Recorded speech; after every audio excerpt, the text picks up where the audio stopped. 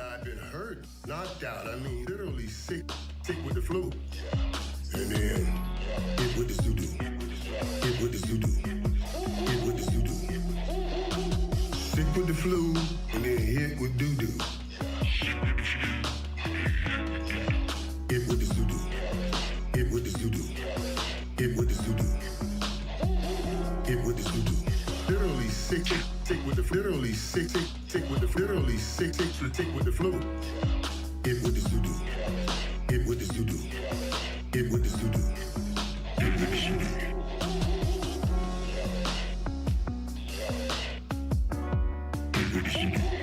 Dum dum dum dum doo dum dum dum dum doo dum dum dum dum doo da wah wah wah wah. Well, I love you, Dumb Zone, for all you give to me. Sports and comedy, it's a win, you see. When you see 4 episodes a week, let's get our boys out of poverty. So go and grab your buddies, it's time to get more subbies. Now come into a sock. Blake's talking Argyle, that's for sure a lot. Arrowhead water, always kept in stock. Saving all his earnings, hoping Lindsey Sterling gives him a heart to Jake has got a story. Maybe it's a camp spin. It's the only news you need. Yeah, he's got a cat now. It cost more than my car. Wow, he's the champion of sobriety now. Dan's mic keeps moving, think he has a cough. Now his wife's at book club, so tonight it's jackets off. Gets an order in at Eatsy's from the salmon trough. Put it on a burger or a nice pilaf, yeah.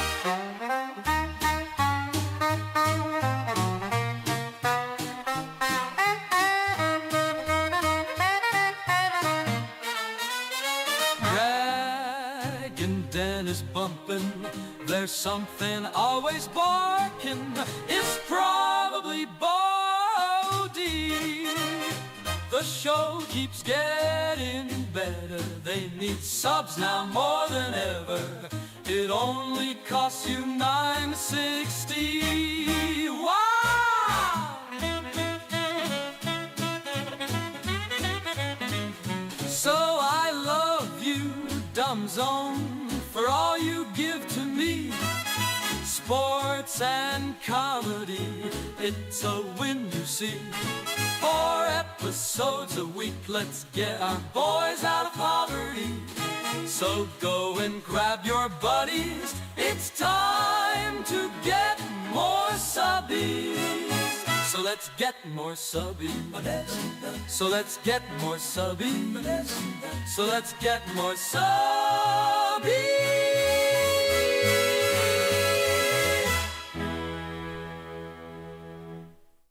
The weather is changing again, Jake. That means the hot summer is on its way. Have you checked out your HVAC unit lately? Have I personally? No. Yeah. But I did contact Travis at Community Mechanical. You could do the same at communitydfw.com or 469-667-7290. So we just had a little remodel situation done. Little reno? Little reno. And Community Mechanical were the ones to tell us, hey, your builders didn't put any insulation anywhere in this part of the house. Oh, really? That's why when we shine our little ray gun and it says cold over there, it's cold over there. So they took care. They got the cold ray gun? They got a cold ray gun. They Wow. shoot it. It's like ice. So they look for different spots in your house that are too hot, too cold. They might let you use the gun. I wasn't there. Okay. But they may let you be like, hey, I think that part's hotter. Let's test it. And you fire it off. I'm not sure. What I know is they can fix it for you. They fixed it for me. They're installing a little something out in my my garage where I can have power, AC, and heat out there called a mini split. Dan. Whoa. These are all the things they can do for you, as well as preventative care for your HVAC system. If you book with Community Mechanical, they we'll get you a $690 sit-in. If you haven't, Oh, just wow. come out and do a sales estimate. They'll get you a DumbZone knit cap, a little preventative maintenance. You can get your DZ merch of your choice. It's community mechanical. It's communitydfw.com. Text them. They'll get back to you right away. 469-667-7290. All right, all right, all right, all right, all right. All right, all right, all right, all right, all right. I never listen. I'm gonna What are we doing here? It's listen. Business I wanna Wednesday. listen to the dumb zone. Doing business, the business of spreading cheer and coping and health. I'm gonna listen. I wanna listen. I Doesn't sound like you're real ready to accept that with opening arms right now. No, I'm not coping, and I don't have cheer. And No, like last night was horrible, dude. it was very tough. It's horrible. It's not getting better. I feel like I know how Jesse Falwell Jr. felt now. Jesse Isn't that his name? Falwell? No, Jerry Fall. Excuse me, I was thinking Jesse Gemstone. I do that sometimes. Jesse. Oh, okay. Jerry Falwell Jr. Whenever he had the pool boy, and he just had the chair in the corner, and that was like his thing or their thing. That's what it felt like. Yeah, but this isn't your thing. Well, It would be like them making you sit in the corner. then I and misspoke. watch- It's like when your wife says this is her thing, and you have no choice in the matter. Yeah, like you're in the corner. Blake's railing your wife, Yeah. and you just got to sit there because you like Blake. And And you're like, I know, right? who And am I? Where am I? on top of that, if you're like, hey, I don't think this is right, a lot of people are going to be like, shut up, get over it. You just need to accept the fact that Blake's going to rail your wife and you have to watch. Yeah, and I don't But wanna hear that. I feel like I should be able to say I don't like that. I'm tired of this get over it thing. I'm not going to. It's not. I won't get over it. Yeah. I just can't. And it's really weird to watch. It's because I do love Kyrie. Like, I've come to a place where I love Kyrie. I loved his fit. I loved what he did for Luka. I loved what he did for everybody. He is grown. He has matured. Listen, I love him. I want to be I able love to fully enjoy, as I have from the day they signed him, Najee Marshall doing things like giving LeBron a too small. I love was that. In my normal life, I'm like, hell yeah, that's what we needed next to Luka. Derek Lively, man. Like, the next 10 years were supposed to be me watching Luka throw lobs to Derek Lively. That is what I had signed up for. I'm even getting pissed watching Dante Exum. Like, damn, this guy would have been really helpful next to Luka. Yeah, the roster's built to be next to Luka, but now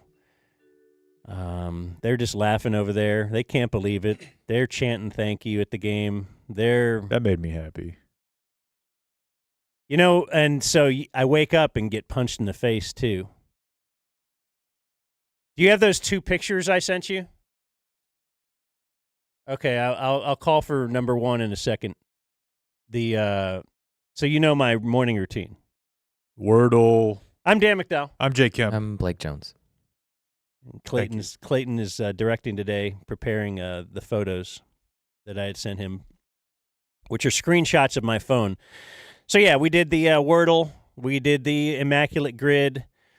We went over to there's connections on the New York Times daily games page. What is that?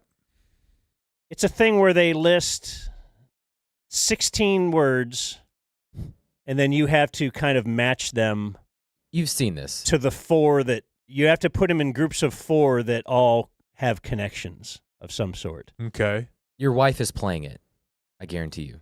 So I doubt that, but I also didn't know about the penis wings. Fair. By the way, as an aside, is this just all an effort I find commendable for you to stave off Alzheimer's?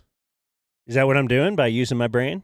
I think so. I mean, you hear stuff like that. We referenced the blue zones yesterday, and there's, I think, elements of that. Being engaged with your brain. They say like playing an instrument. It's good for you. Does a skin flute count, bro? Anyway, I was just looking for something. No, Something to ease the feeling here. So, and by the way, I know some are tired of Luka, and tell you what, I'm a little tired of Luka talk or the whole thing, and maybe we will do a Luka Free Friday on Thursday tomorrow. Okay. You want to do that? I'd love that. We're definitely doing a Luka Free Friday because we can't work Friday. for two reasons. One, we're doing a show today, and we need a business time. Two, it's Luka's birthday, and I don't feel like we should be working on Luka's birthday. Okay. I was under the impression, that his birthday was July 6th. Yeah, no. That's on Luka Doncic Day. That's Luka Day. So connections. They not only have regular connections, but they have sports connections now. And so this is what hit me in the face when I opened up my sports connections. This is where you can so you have to try and put these things together. That's no good. In a certain way. You see it says Judge, Poole, Acuna, Spike, Court. Then there's a picture of Luka, Betts, Bump, Gretzky, Rink, a picture of Shohei, Ring, Kill, Set, Stafford, Goldschmidt. Oh, okay. Go ahead. Do you know the four that Luka fits in? Is he because he's an LA athlete now? Well, he's an LA athlete. But the category, if you show the next, once I solved it, it was famous players famously traded to Los Angeles. Oh, okay.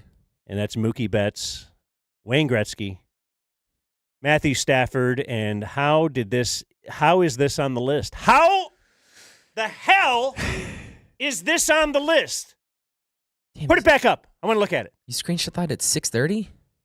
This is when he's grinded, bro. Damn, dude. This is brain game time. Yeah. You're just not sleeping well? Luka Doncic also on the list of That's insane.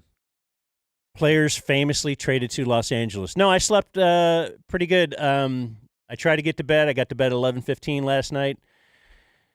Woke up at about 6:15. So I try to get a nice 7. If I can get 7, I'm good. Then I lay in the bed for another hour and play games and don't have Alzheimer's. Good for you, man. But, yeah, That's you a go. tough morning. I'm thinking about I need to move my Luka shoes from in my closet. I don't want to look at them every time I go grab shoes. I got to put them in storage or something. You want to play that thing that dropped right before the game last night? Oh, so sick. Do you have that video, Clayton? So sick. The Nike ad? Because Luka was wearing some shoes. I went searching for that this morning. I didn't find it, but I don't think the 4s are out yet. I want Luka 4s. Yeah. They look awesome. You got that video? It's a Jordan brand video. And, dude, you got to – I mean, I'm thinking this Nike company might actually work out now. Can we hear it? Got the Luka whatever sports car. Somebody's supposed to be Luka and Jordan Gray. A number 77 in blue was the license plate, and they've replaced it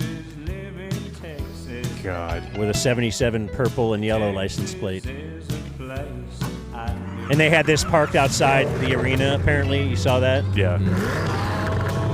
Full tank, no mercy. A picture of the Jordan silhouette. Cool, man. And, Super cool. yeah. Now the world. Every single thing he does makes me upset. Like hearing him do his last answer in Spanish last night made me mad. He looked great last night. Because I'm like, damn, that's our deal. Like, I want to get excited when he gets a haircut. I know about the Luka haircut games. I've been tracking this for years.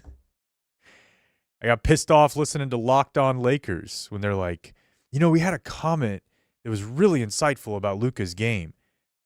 Somehow he's fast and slow at the same time, LMAO. And they're like, never thought of it that way. That's a brilliant way to put it.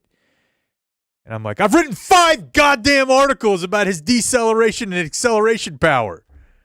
Of course we know that. Of course we do. we know. Man, so I never watched the pregame shows. I was watching that TNT pregame. The B team. What?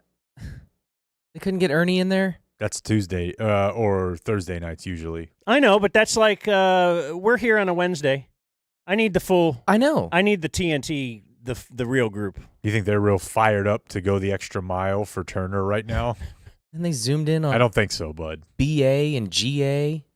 Anyway, Yeah, this is how they opened it. Tonight is different. Tonight feels heavy. A superstar, a franchise, a future that seemed limitless. And then in an instant, it was over. That was ours. Traded, doubted, replaced. Tonight, Luka Doncic comes face to face with his former life, a franchise that decided he wasn't worth the price. Tonight feels personal. Tonight feels like revenge. Welcome back to the NBA on TNT.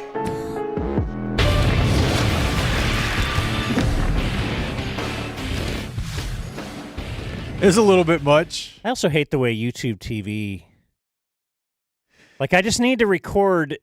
You know, on DirecTV, you could hit record an extra hour from the end of a game. So it ends that game, and then, like, where's the post game? I got to go find. And I couldn't. I don't think I recorded the post game because it's like called a fourth different thing. NBA on TNT, that's the Charles and Shaq and all those guys. So that one is called that. So it's just for Thursday nights. And the Tuesday post game is called something else. So I didn't record it. I don't know if you guys ended up seeing that. Did you say there was good Shaq on the pregame show? Mm-hmm. What do you got? I ran into the same thing. Oh, you didn't record the pregame show? No. But he was just saying that because he was talking about Luka warming up and Nico was courtside, which shocked me. Because I said yesterday I didn't think Nico would show up. He had to. But he was there, and he was courtside while Luka was warming up, and Shaq just said, had that been me, I would have gone over and said something to him. He had to in the sense that, and Luka did push-ups on the floor. I love it. I wonder if he does that all the time or if that was just for. That was definitely for show. So he had to because he's going to get the, well, you know what? Kind of. At least he showed up. Took it like the only. I'm listening to different national broadcasters talk about this trade, and they don't want to say what an idiot. They don't want to say this guy's an absolute moron. So they'll be like, "Man, yeah, really shocking. What a deal." Ballsy. Got to admit, they kept it quiet. Ugh. I'm supposed to give him credit for keeping it quiet. It's like the thing you've talked about with legacy media covering Trump before, where they have to they want to seem like, hey, this is a pretty narrow or fair and even take on this. So it's like President Trump will be like, Puerto Rico's fat and gay, and the New York Times is like, with comments that could ruffle feathers in relationships between Puerto Rico and the Americans. That's what it's Mr. like. Trump stated that, and then that's what this is like. It's like they're not concern about the size of Puerto Rico, right? More of a health concern. Greg Anthony and basically everyone else in the regular media is just not gonna say this is the dumbest shit that's ever happened, and it's completely because of ego. They can't. They're like, well, defensively, this front line, look what Cleveland's doing. It's working out well for them. They get this team back healthy. I mean, Greg Anthony once said they're last fully night healthy, that AD is right in the middle of the peak of his prime. I guess you could say peak because he's playing really well, but the middle would imply he's going to be in the league until he's 38, which I promise you is not going to happen. Even in his prime, he's injury prone. He's never right now. I believe the Lakers have a better chance to win the title than the Mavs do. Of course they do. Because they traded for Luka. It was interesting, though. Buddies were asking this morning, like right now, if they got back Just Lively, if they get back AD, and then Just Lively or Gafford, right now, are they better than the Lakers? And I said I think it's even. But in a 7-game series, you still got to take Luka. But I think they're about even for this year. Which brings up all sorts of interesting possibilities of, man, maybe the Lakers are good enough to get up and get the 2 seed. Because you know how easy it is to get a 2-7 matchup. To add to Luka to make your team a little better. Like, it's so easy that this idiot general manager did it. Yeah. Yeah, Greg Anthony, I don't know who that is. You mean GA? That's right, GA. So have we just It's the bro-hearted? Yeah, of course. All of NBA, and everybody's trying to be Kevin Brohard? It was their intro. Sit next to GA. Oh, thanks, BA. That's not. I don't like that at all. Yeah, they didn't use a they never used a name, proper name. Yeah, it was tough. It was tough watching, just listen. You knew it was just going to be a 4-hour talk show about the trade with some basketball in there. And the basketball was awesome. And I found myself thinking, like, okay, because there's a lot of, talk about who are you rooting for? You're rooting for the Lakers. Is it just Luka, but you're okay if the Mavs win? And how do you feel about it? And I think that's just a process for everyone. I'm not okay with the Mavs winning. But I did root for my guys. I wanted PJ to do well. He didn't. Well, He didn't. But I wanted Kyrie to do well. I wanted the Mavs players individually to do well, but then lose in the end because I just need the Dumonts. I don't know how this is hurting them, but I'm sure they're going to be fine no matter what. But I want the smallest amount of hurt. I want them to get a splinter. Yeah, for sure. I want them to have a mosquito bite. Or spill their pimple. Coffee on their shirt. Yeah, I want uncomfortableness because I know nothing really is going to matter to them. They don't care. They just kind of flew in here, effed everything up, which is what makes it so hard. They don't care.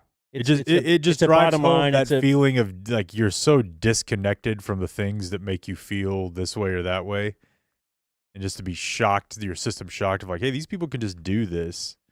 But yeah, I think if I'm with you, I got fired up when Kyrie was going nuts. That was cool. He looked real fired up with his beard shaved. But if I were forced into hey, which team did you want to win? I think I found out later in the game, late third, fourth, because I was pissed off at the lack of whistle the Lakers were getting. And that's how you know who you're rooting for. Like there were a couple times where LeBron got called for something. And I'm like, come on, you don't call that on LeBron. And I'm like, what the hell is wrong with me? But that's what it is I'm like, at that point I knew like it would make me happier if the Lakers won. And it's because obviously we talk about the joy Luka has brought us. So you want him to have joy. As happy as I want him to be, that's how unhappy I want Nico and the Dumonts to be. And I want them to feel pain and look bad professionally. I want Nico to have a horrible day at his job every day for the rest of his life. And that only goes better when Luka plays well and the Lakers win. Because if Luka just plays well, then there'll be people that are like, yeah, but they didn't see he doesn't play winning basketball. That's what Nico meant. And if he just had a shit night, then it'd be like, yeah, well, they're not winning because of Luka. So as many times as possible that Luka can play well, the Lakers win, I'm on board, even when they're playing the Mavericks. That's how I feel about it. And let me say this, the last thing. Mm-hmm. Also, it's because it's not just watching sports that brings you joy and you're like, hey, this athlete brings me joy. That's a big part of it. But it's also the way people talk about the athlete, the discourse, Dan, and the annoying things that people will say about that person. And you're like, you're wrong about that. I've been watching this person his whole career. You're wrong. It's just easier whenever the athlete avails himself to make it easier for you to defend him. I call this the Romo conundrum because it's the first one I ever experienced, where it's like, God, I feel like I'm spending half my time talking to my friends being like, I swear to God, this guy's good. But I wasn't ever sure if I actually even believed it. Mm-hmm. And then you get one here and you're like, wow, this is the guy that everybody wants to come see. I just like, I think, and I've thought since I think about his rookie year, the end of his rookie year, I remember going on the hard line and talking about this. I've thought there's a really good chance that after LeBron and Jordan that you're talking about Luka on that next level of whoever that is, Wilt, Kobe, Bill Russell.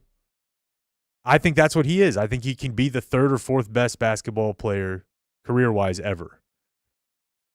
So I like the idea that people have a chance to come around on that. And when that happens, it will make Nico look like the worst GM in the history of the sport. Reason number 8 million that you don't trade Luka is he had a bad game. And he had a triple-double. Yeah. That was not a Luka game. No. I think, yeah, no. I mean, it wasn't horrible, but it certainly was like. There's two versions of a Luka game. There's this one. It was a mid game for Luka, yet that's the thing. Mm-hmm. He can go 20 and 10 and 10 just because he's there, because that's the baseline of Luka. Elevated his whole team. Right. I mean. It is a magnet to coverage, obviously. I'll look it up when we have more data, but I promise you that every member of the Lakers, by the end of the regular season, will have been getting the best shots of their entire career. Just ask freaking Dorian how much money he's made from setting up on the wing from Luka. Well, look at and he might be able to save Jackson Hayes' career. Look God, how- that guy sucks. look how LeBron is like acquiescing, and That's incredible. I think LeBron is embracing this, like realizing, how about I don't run the show? And he played it perfectly, too, where he knew Luka was going to be super keyed up, so he let him go off in the first half. And Luka clearly kind of ran out of gas. But man, I think there's a LeBron thing I want to play for you guys that I think is really interesting because I think like most greats, Jordan, Bird, whatever, in any Shaq, sport. Kobe. Shaq, Kobe. I think LeBron understands the media and the storylines and the narrative more than like any athlete ever. I think he just has a complete command of what the message is in the media and how he can shape it. Well, he's very online. He's super online, and he's a kid. He handles basketball in the NBA like it is his kingdom, and he will be the one who shapes the way we talk about things, even when it ends up getting him clowned on. So I thought this was an interesting answer. LeBron, there was obviously a lot of anticipation for this game and this matchup. How did you feel that Luka handled the emotions tonight? As well as you can. I mean, obviously, there's a lot of emotion that goes in when you give so much to a franchise and you sacrifice for a franchise, and you have that type of love and respect for the franchise. And throughout all the journeys, went to the finals, all that stuff, and he's grown from being an 18, 19-year-old kid to now 25-year-old man and family and all that stuff. So you grow into a family with the franchise, and when you move on or they move on from you, it's very emotional. Obviously, it's very taxing, and it's probably a lot of things that was going on in his head that probably didn't even involve the game itself. So and with that said, I thought he handled it tremendously. So the part that I am focusing on, and I'll play you a little more here, LeBron is going to hammer this. Hey, man, they did you dirty.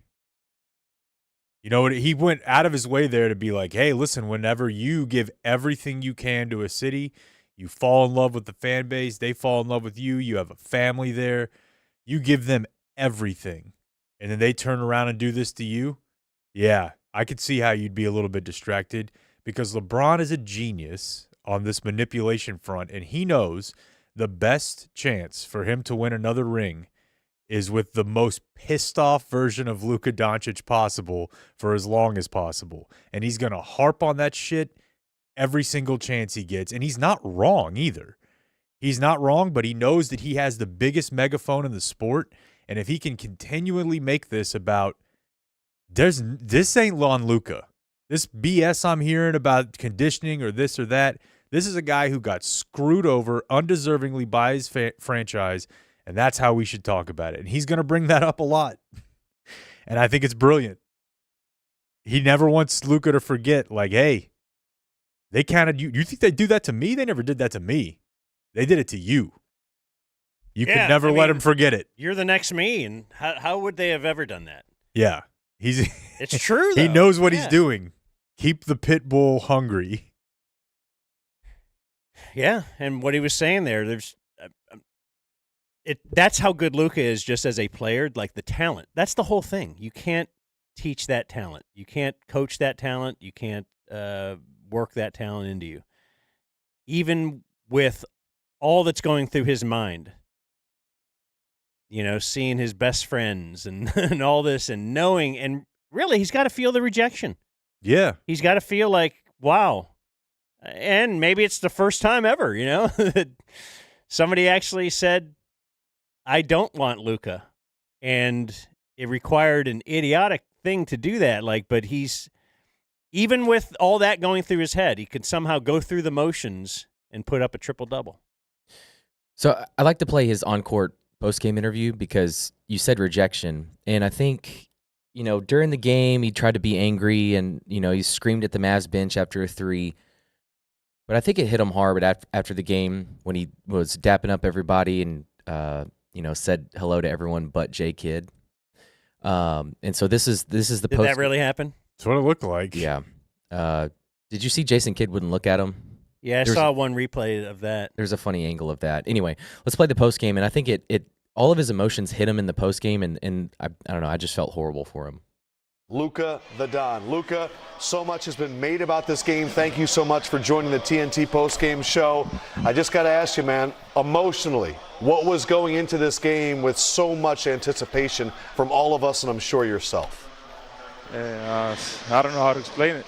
So he's kind of choked I up. think in first quarter, second quarter, I don't know what was happening. It was just different. I can't even explain how I felt.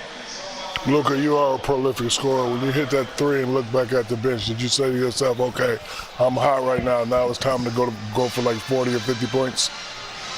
Yeah, I was hyped. You know how it is. But I couldn't make nothing today. I'm just glad we got a win. J Kidd was out there throwing different defenses at you, putting two on the ball. In the first half especially, it seemed like every single time down the floor you were making the correct play. What was your strategy as you were kind of playing chess against your former coach? Yeah, just accept what the defense give you. No matter who it is, no matter who we play. You know, sometimes they're going to double, sometimes Is it just me, or is he super sad? Trying to read the game. I think he's worn out. Luka, VC, I've been in a situation like this before. VC, I've been knowing you for 20 years, and you're now VC? Settle in? Like, what was it? Someone said something to you to settle in? You have a breathing technique? What process did you go through to actually settle in to play the game? And once you settle in, you were able just to pick the Mavericks apart? Just go through my routine, nothing special. I tried some different stuff. It ain't working. It didn't work this game, but, just trying to go through my routine and enjoy the game. Nice. Luka, how does it feel being over? Great, man. I can't wait to go to sleep, honestly. I'm exhausted. You have earned a beautiful night's rest. Congrats on the win, Luka. Thank you. You got him. Yeah, I think sad, he just seemed exhausted. Sad, tired. Yeah.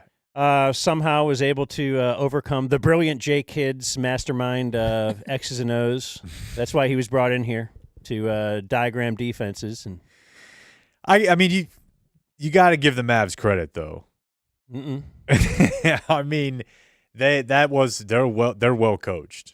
At least X's and O's wise. I personally don't think at this point that's where Kidd lacks all that much. I think he lacks in that he's potentially a bad person, but yeah. I think they do play hard, and I think they'll be good when healthy, but they just won't be good for very long, which is the point. But I think, yeah, Luka's comments after the game too. Okay, I want to play from the podium, but quickly allow me to break here. Not really break, but tell you about Bear Fight Whiskey. Roar! Is that what we're doing now for this?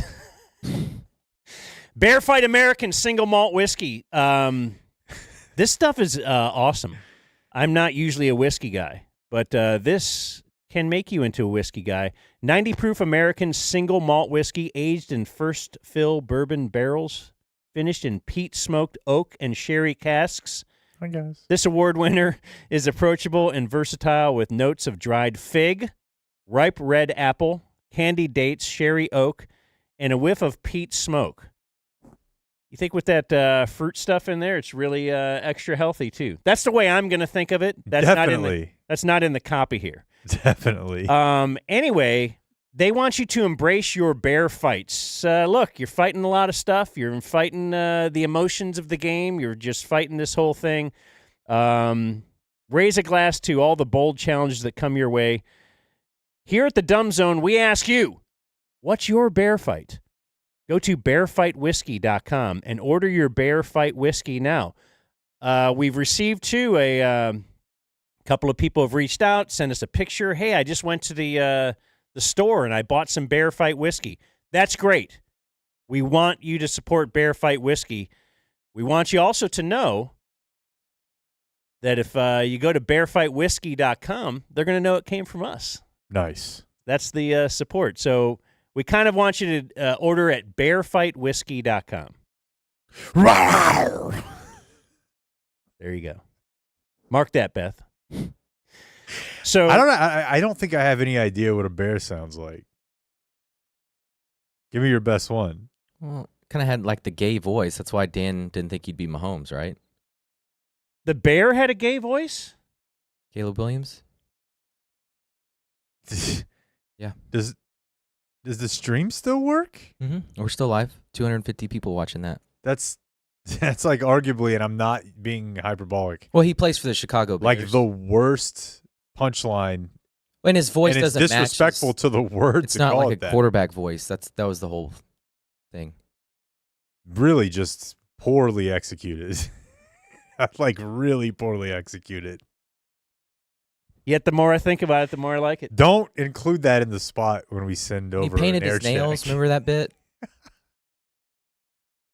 Got some Luka? Anyways, yeah, Luka talked after the game. Are we breaking yet? Oh, yeah. So yeah, here's the opening. Luka, how did you just handle the emotions of the day and playing against your former team? I don't know, honestly. I don't know.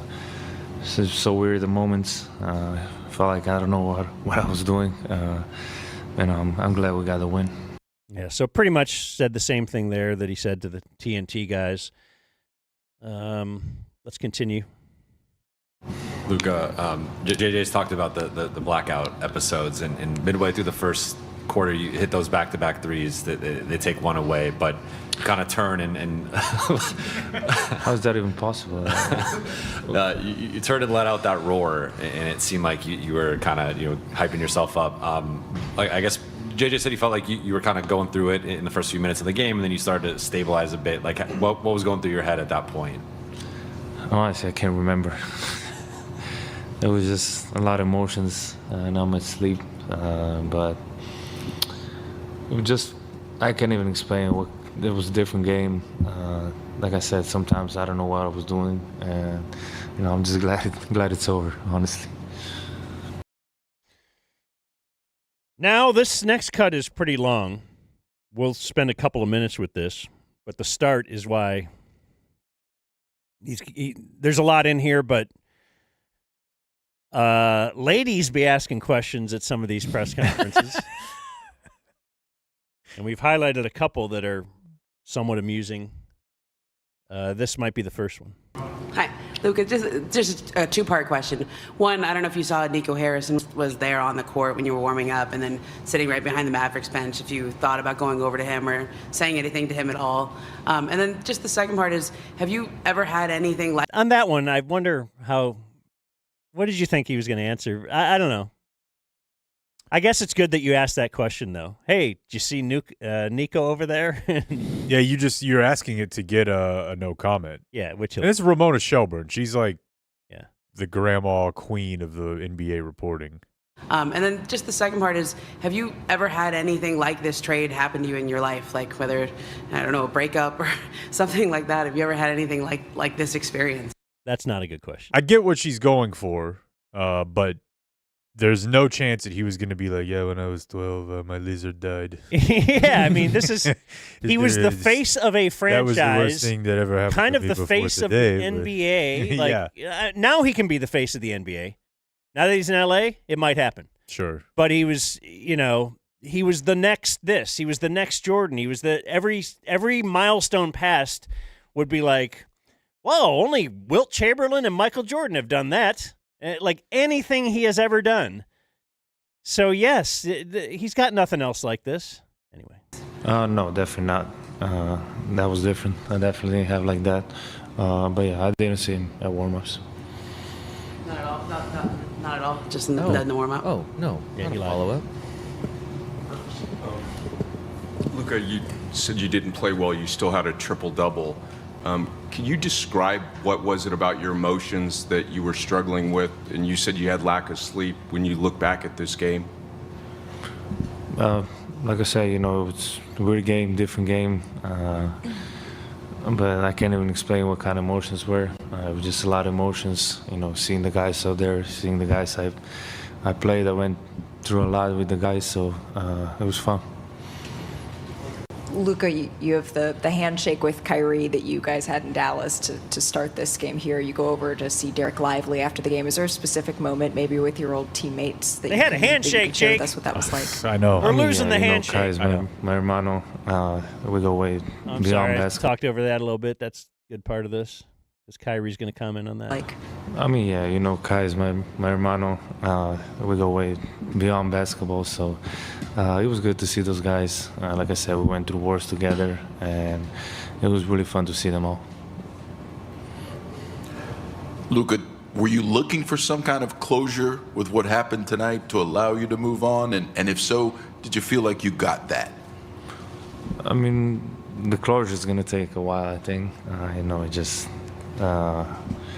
it's not ideal, but like I said, I'm glad this game is over. It was a lot of emotions, but we go little by little, and every day is better. You know what that sounded like to me? A grown-ass man. That's how an adult talks, and that's exactly what was going to happen regardless if he was in Dallas or in L.A. He's going to grow and mature and change over for sure. time. This may fast forward or fast track it a little bit, but this is just what happens. He had a kid. He's got a kid recently. Talk. And they're going to say, deal with that's it. what you say, look. That's why you hire coaches. That's why we hired you, because you're a relationship guy. Yeah. Build a relationship. You know what you could do? Maybe. If you have a relationship, he gives you somewhat, it might be small, might be just a couple million, discount on the Supermax. Didn't even Dirk broach did that. Yeah. When Dirk was playing, the max was like 22 or 23 million, and he would take 20. And everybody's like, oh, Dirk, discount on it. That wasn't a huge discount. He wasn't going crazy or anything. He could have taken $1 million a year if he really wanted to be able to add players around him. But he at least did a little something. They had a relationship. It was a back and forth. This is my last one with Luka, at least, and another lady. Yeah. Luka, if I could take you away from basketball for just a moment, you've mentioned the joys of being a dad. When your baby girl gets older and she's facing a new transition in life, what advice do you think you'll give her? You guys think this is a good question? Well, I think in a long-form interview, maybe I would even say if we had him on, and I would want to talk to him about fatherhood and how the lessons that you learn in life can translate to. I actually think that is a good question in a conversation. I think it is a terrible question at a press conference. Oof. You caught me with that question. I don't.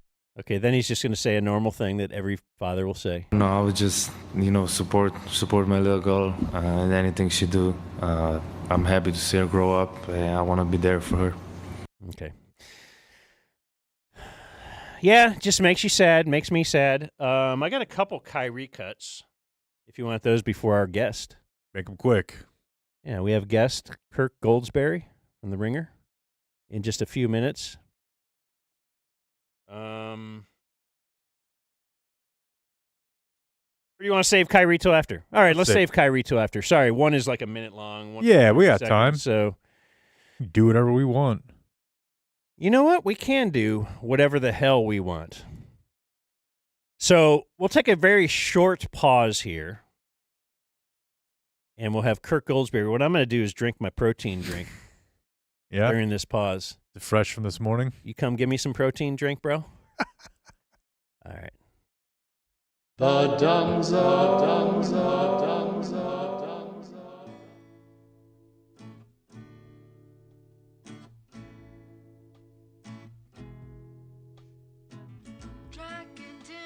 Productions, bringing you some dumb shit. Got the soul dropping at 3. That's alright with me. I've been waiting all damn day.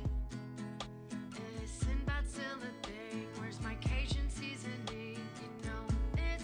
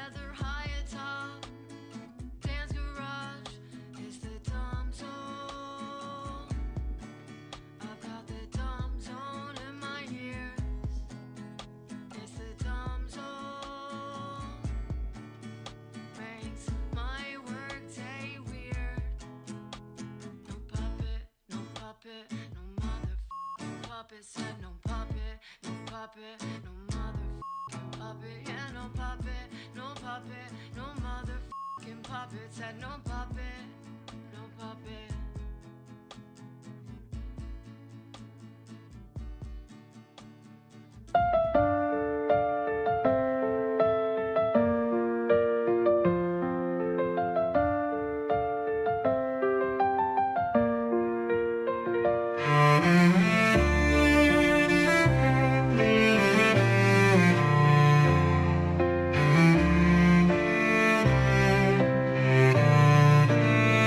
I'm just so fucking sad. We just traded away Devin Booker's dad. This is the worst trade in NBA history, the biggest sports mystery. I swear we better find out who set this up. The entire city is mad as fuck and ready to erupt. Something doesn't smell right, smells corrupt. Trading him to the Lakers to get the ratings up. Oh, Nico Harrison, what have you done? You traded away Dallas's only begotten son. Oh, Nico Harrison, what did you just do? There's Lee Harvey Oswald and now you.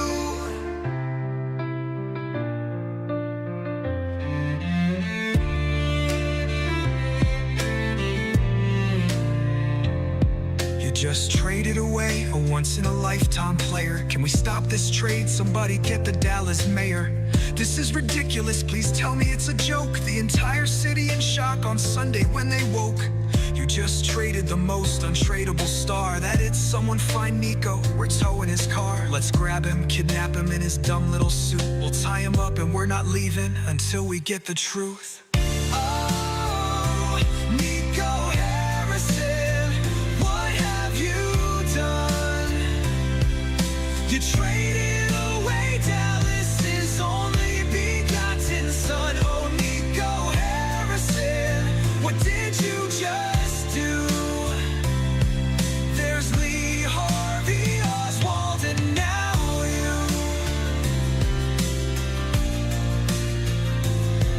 Now you.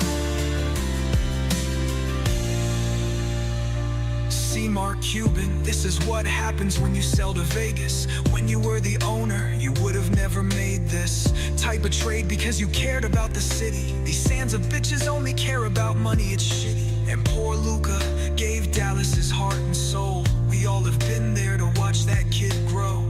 Now he's traded to the Lakers, great more lake shows, and we get Anthony Davis, aka Street Clothes. Oh, Nico Harrison, what have you done? You traded away Dallas's only begotten son. Oh, Nico Harrison, what did you just do? There's Lee Harvey Oswald and now you. You're listening to The Dumb Zone.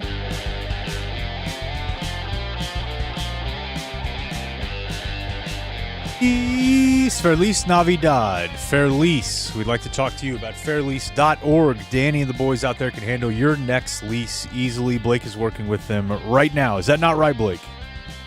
It is. Top market appraisal for my trade-in.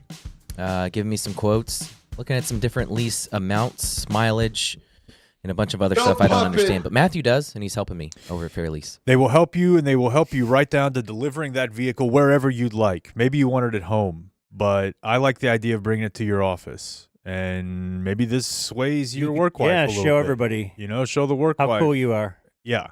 But the important thing is that whenever you go to fairlease.org, there's a part of being cool is showing people how cool you are. It's kind of the only part. Just Yeah. ask LeBron. Click on the How Did You Hear About Us page, pops up in the window there, and then you'll select Dumb Zone. It's fairlease.org, Dan. Joining us now, let's bring in Kirk Goldsberry from The Ringer. Hey guys. From many, many things. Are you still teaching at UT Austin? Yeah, I'm a professor at the University of Texas in Austin, down the road from y'all. Incredible. You still, so I assume you're still living in Austin. Yeah, it's one of the features of teaching at the University of Texas. I get to live in Austin, Texas. Well, yeah, I don't know if you had some sort of remote scene going on. So you are, I mean, I guess you're actually a faculty member with Matthew McConaughey.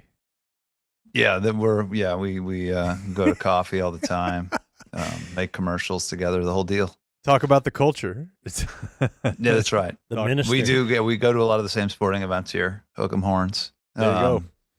Kirk, yeah. also the author. The camera doesn't show you as much. No. As the MOC. Yeah. Author of the great book, Sprawl Ball. Check that out. We've talked about that on the show before, and had a great article yesterday as we're all just trying to figure out what Luka the Laker is going to look like. And last night was a fascinating start to things. So I'd just like to hear your general thoughts on how that thing started and then how it flowed throughout the game, with LeBron clearly having a little more energy left late than he normally does. Yeah, I think that's a big part of it, guys. I think Luka is what we thought he would be. He filled up the stat sheet in so many different ways. I think that a triple-double is typical Doncic. Luka, the rebounder, was great last night. I think that's probably the most underrated part of his game and something that's going to be really important for the Lakers. And they're still figuring it out. Two of the best offensive players of my lifetime, LeBron James and Luka Doncic, still figuring it out. They did enough last night to get the win. And there's some really nice connections between Luka and LeBron. There was one late in the fourth quarter that kind of put the game away, I think, where Luka found LeBron in the restricted area for a layup. But yeah, Luka the playmaker. So Luka the rebounder, Luka the playmaker, and Luka the scorer. You guys know this. But we saw a little bit of all three last night. We didn't see as much of Luka the scorer, but we didn't need to. It's nice to have LeBron James, the league's all-time leading scorer, on your team. And this Lakers team is just still figuring it out, but they're doing a pretty good job on the fly, beating Denver and now Dallas in a few days. Yeah, it's interesting because there's a lot of talk around here about, hey, Luka goes to L.A. I mean, I guess this is national. The story is going to be that Luka goes to L.A. and because of the influence of LeBron, because of the shock to his system of the trade, that's going to be what turns him into, the next level, whatever that is, of a player. And I guess that stuff's interesting. I think it's our position. That stuff would have happened anyways because he's 25. Yeah. And we interviewed Dirk for years, and he said, I didn't really start taking it seriously until I was 29 or 30. Yeah, like what if he brings this team to the finals? Is that the next level? Or is the fact that he's done that or dragged a freaking, what were we talking about yesterday? Reggie Bullock. Reggie and Dorian were playing 42 minutes a night, pretty much the that Western that entire playoff run. And I think that stuff is interesting, but I'm actually more interested in how he changes as a basketball player. And I think we saw that a little bit with LeBron last night because somehow LeBron is still like the most lethal leak-out threat in the league. Mm-hmm. And in Dallas, that was like, hey, I wonder if Dorian can get down there, or I wonder if PJ can get down there. Because Luka has the ability to throw the 45-foot pass. And it's just so exciting last night to watch. Like, you got a big rebounder who can throw the outlet, and now the apex alpha in LeBron. I think that's an untapped part of his game for sure. Yeah, I agree. I would say there's some Malone Stockton potential here with LeBron in the Karl Malone role. And I don't think we've ever seen that before, but LeBron has expressed a willingness to adapt. I don't think that Luka has the kind of off-ball potential that LeBron does. So I think that the offense is naturally going to gravitate towards seeing the quarterback being Luka and LeBron being the receiver. And dude, among other things, LeBron James is the best paint scorer of the 21st century. And he is a force. He's very hard to guard. And like I said about that last basket last night is one of the things LeBron's going to be able to do is get clean looks near the basket or deep paint touches in a way that he might never have gotten. He's never played with somebody like Luka. He's played with everybody in the league. But Dwayne Wade was not the playmaker or the passer that Luka is, and neither was Kyrie Irving.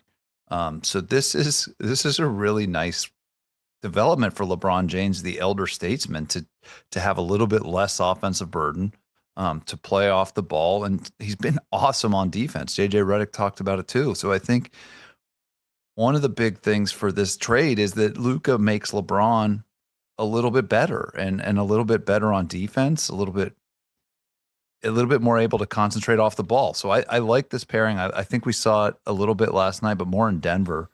You mentioned the leak outs, but I also think in half court offense, we can start to see the pick and rolls with these two guys. And I mean, it's just a dream come true for JJ Redick and the Lakers. Yeah, that's a great point that LeBron much more able to play off the ball. Maybe, Yeah, and a lot of people don't know nationally. I don't think when I hear national games, sometimes it's how it is. It's a national game, but I don't know that people know that from the start of this year, really, if you look at Luka's usage rate, his catch and shoot attempts, he's still Luka. He's going to be in the 95th percentile of usage. But the Mavericks and Jason Kidd had done a really good job this year of not just making it like that 2022 team was, where they had no option once people effectively doubled him. Like, they'd done a good job of that this year.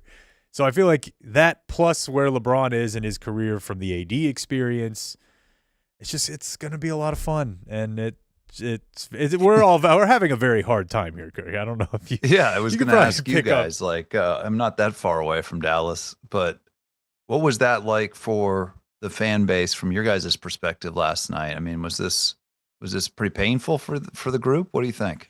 I don't think that there was anyone that it wasn't painful for. It's just a matter of, this is how it goes, right? Someone in a position of authority has done something unconscionable to a group of people that were previously united and had one voice. And what happens then is that public becomes very fractured. So there are some people that are like, get over it. There are some people, which Dan and I lean a little closer to, of I don't know how I can ever support this team fully again. Like, if you can't withdraw support after this, is there anything? Like the way that they've talked about him, I want Nico to have a bad day at work every time he goes to work. I don't want to wish ill on the guy, but it's hard for me. I told Dan, like, down the stretch last night, here's how I know where my heart was. There was a couple times where I'm like, you can't call that on LeBron. And I'm like, what am I doing? No. I'm like, I think I want the Lakers to win this game. That's bad, dude. I want Luka to be happy, and I want Nico to look over there and have, if he's capable of it, some level of regret. And so it's hard to want them to win when Luka's out there. It's just tough. What is it, April 9th? Oh, the yeah. whole NBA's coming to Dallas. Yeah. I got tickets. I don't think they can kick us all out, Kirk. No, I'm going to try to come up to that. And, I can't remember anything like that. Yeah. I can't remember. My head keeps going to European soccer, which in a way has been ahead of us in that, especially the younger fans of European soccer gravitate more towards individual stars than the franchises. And part of me thinks of this transaction as a moment where the NBA might experience something like that, where it's always been about the name on the front of the jersey. Is this the moment where at least some people start following the name on the back of the jersey? I know that's been true for LeBron as he's changed teams, but it certainly seems more prevalent in European soccer when somebody like Mbappe or Ronaldo bounces around some of the prestigious clubs. Like, kids will just buy the new jersey and keep going, because as Will Kane said on the Ryan Russillo show, do you know how many dogs in Dallas are named Luka? This dogs? Is more than kids, humans. But it's just like, it was a perfect way for me of expressing that, like, he was more popular than the Mavs for sure to a lot of people in that town. It's brutal. And I think that was part of as a former executive in a front office, like, one of the miscalculations here is people don't like the Mavs as much as you think. They loved Luka Doncic and Dirk Nowitzki, and Jason Kidd. And you traded away that.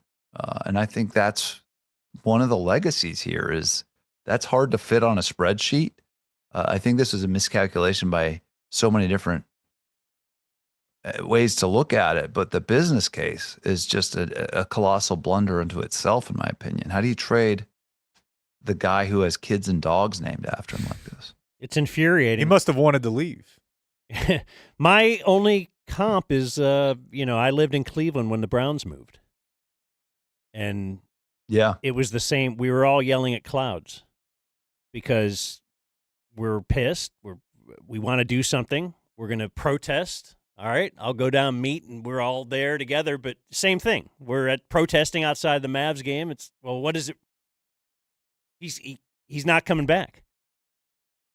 It is yelling at a cloud. Now I'm still going to do it. We have this dream that he comes back after they sell the team again. And, I don't know. We've written the whole movie. Yeah, with what Dumont said, like there's no LeBron. LeBron left, came back, and it was to help his image and everything. He knew what he was doing. That was a brilliant move to go back to Cleveland. But why would Luka go back to Dallas? If doesn't feel like he will. No, it doesn't. No, you probably need to shut that door. Where's your head at with wrapping your head around like what? Like I can't believe somebody is that dumb to think I want to trade this talent. Mm-hmm. Is it all just? It's got to come down. It's got to come down financially. That we're going to have to write that huge $120 million extra dollars. So on one hand, I think that. And while I answer the question I'm asking you for you, on the other hand, it looks like AD's Anthony Davis is going to require a pretty good financial the money's not kick. that different, yeah. And they're going to have to now really, Kyrie has him over a barrel because he's going to be like, well, you got to max me out. What are you going to do if you don't max Kyrie out? Yeah. Whereas if Luka was still here, you would probably still have some wiggle room there, but. Anyway, sorry, Kirk. I'm coping. No, it's interesting. I think, when I was in the Spurs front office, we were looking, head on at the Kawhi Leonard Supermax extension, and I just know those are big numbers. There's very few people in the world who write checks like that, and they take those checks very seriously. So, no disrespect to Luka, no disrespect to Kawhi Leonard. These are big deals, literally, and they have gravity, and I think that is a good thing to bring up. Ultimately, when I've tried to explain this decision, I come back to a few things. Number one, the love for Anthony Davis by Nico Harrison. And that explains why there was only one team involved, the Los Angeles Lakers, which is a big question mark. I don't think many executives around the league would have handled it that way, but I think that explains why the Lakers were the only team targeted. I think I disagree with the assessment that Anthony Davis is a better player than Luka Doncic and by any means, but I think it explains how we got here. And I think the absence of other people in the front office who had been there, and I haven't heard many people talk about this, whether it's, Donnie Nelson, Dennis Lindsey, Bob Voulgaris, who famously left, and obviously most Mark Cuban. I think the absence of those other voices enabled this transaction to become a reality. And in a place where in most front offices, there would have been a very, very strong argument against this transaction. I don't think there were the people in place to look at the assessment of talent, Anthony Davis on one side, Luka Doncic on the other, a 25-year-old on one side, a 31-year-old on the other. I think it would have been shot down if there were more voices, including voices that were in the Dallas Mavericks front office within the last few years or in the ownership box. So I think you have to explain it with that too. It took a new owner. It took lack of voices around the whiteboard, and it took a pre-existing relationship between Nico and Anthony Davis to maybe cloud some of the judgment here. But that's how I explain it in my head, guys. So you did work for an NBA team. Business-wise, as far as the money they'll make back, TV money, whatever it is it a wise investment to pay the Supermax? You never want to lose the asset. So even if you're going to trade the player after you sign him, almost always with a player like Luka, you sign him. And then if you need to trade him, you have the out years which makes him a more valuable asset to trade to somebody like the Lakers or the Heat or the Knicks, right? Oh, yeah, we got him for 5 years locked up, as opposed to he's a lame duck. He's going to be a free agent in a year. That's a really weak position to trade somebody in. Like the one they're in now. 100%. So again, there's a reason almost all of these guys get the deal. There's a reason very few of them get given up on, or even Paul George, right? When last year in the Clippers organization, they were, instead of giving him 4 years, they were going to give him 3 years. And he's like, no, I'm going to get 4 years in Philadelphia. But I am among the people who would have not thought twice about giving Luka this money. And it was a lot of money. I understand that. But one of the reasons, even with the risk, or the conditioning risk, the injury risk, whatever it was, this is a very valuable asset to have a top 5, top 10 player in the NBA under contract for 5 or 10 years. It's that simple. It's that simple. Let alone a 5-time first NBA guy, first team All NBA guy who has shown no signs of not performing to the level of a top 5 player, in my opinion. In fact, I was there in June in the finals in Boston. Like, that wasn't that long ago. And again, that there's no reason they wouldn't have done the deal. What I think is really, really interesting is to try to strip the like. Let's just think about it like assets. And at the post-trade press conference, Nico said, "Hey, our window's 3 to 4 years. So let's say it's this year and 3 more years." Had they signed Luka to the Supermax this summer, but for whatever reason, Nico just could not get over the working relationship, and he thought Luka was bad for the culture. Now it's trade deadline next year, and he's signed to the Supermax. I feel like you're getting a better package that can help you win over the next 3 years. I guess at that point it'd be 2.5. You're still getting a better package than this one. Like, the Anthony Davis obsession is obviously part of it, but I'm looking at, okay, let me project forward. Luka plays like he does in the back half of seasons a lot. He's a top 5 player for the rest of the year. He signs a Supermax. He's a top 5 player for the first half of next year, but there's all this stuff rumbling underneath. You move him at the deadline, you get a better deal than this. You're better positioned to win in 26, 27, and 28 if you do it that way. That's the part I can't get over, is that you're going to win any trade where you're trading Luka if he's on that max deal with voidable years. That's the part I can't wrap my head around. Yeah, one of the executives I talked to in the league was like, "Hey, the why is one thing. The why is like the culture thing. We're done here. We don't want Luka to be part of our future. That's the determination. That's the why."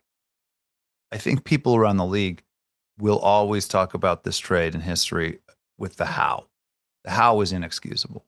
The why, probably inexcusable too, but the how is definitely inexcusable. If you're selling your house in a nice neighborhood in Dallas, you don't take the first offer. You know, it would be ridiculous for you to show it to one person, get their offer. By the way, get negotiated down from that first offer and then sell your house. Yeah, that's a good example. And also, the kids love the house. They're in love with the house. Yeah. The house means a lot to them. They like living here. They have a personal connection to the house. Please don't trade our house. Right, the house that you built specifically for you. Exactly. You know all the secret little things in there. Yeah, that's. I mean, the other example is that old school Dallas example that I've cited a few times talking about this deal is like when Jerry bought the Cowboys and he traded Herschel Walker, right? He brought back a dynasty of assets. It's like, we're going to get off of this generational running back and switch gears. And next thing you know, you got 3 Super Bowls. And that's the kind of generational haul you would get. Luka Doncic is probably better than Herschel Walker ever was in his sport.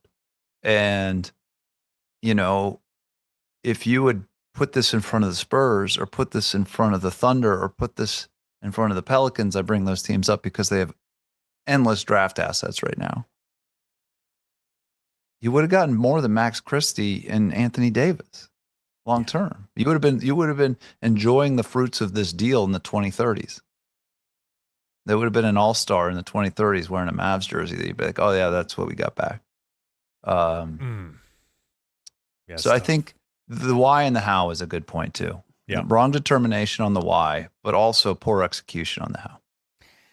Well, if Nico and Pelinka were really friends, that's a terrible friend to have. Pelinka screwed him. Dan thinks he should have looked out for him and been like a protective factor. Look, I gotta, buddy. You got to take Austin Reeves or something. Yeah, I mean, you got to make it look a little better. You don't understand what you're doing here, but he understood right away. Yeah, keep it quiet. How about that bit, Kirk?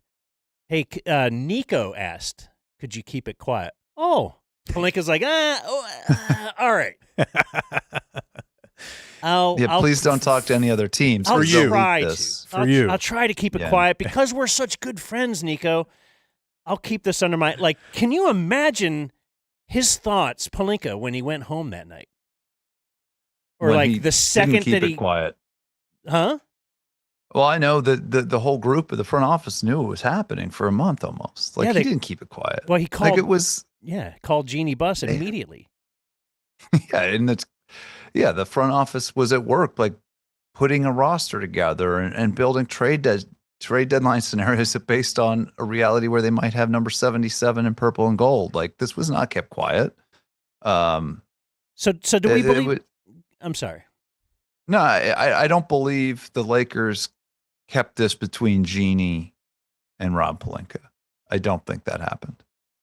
Well, it feels like Anthony Davis's camp had to know because there's no way he. The trade kicker. Yeah, he just says, I won't take that money. Why? That's another sort of smoking gun, isn't it? Yeah. Within minutes of the trade, right? Right. Well, it's brutal. It's absolutely brutal, and it's weird in a way. Like, I've been reading your stuff forever.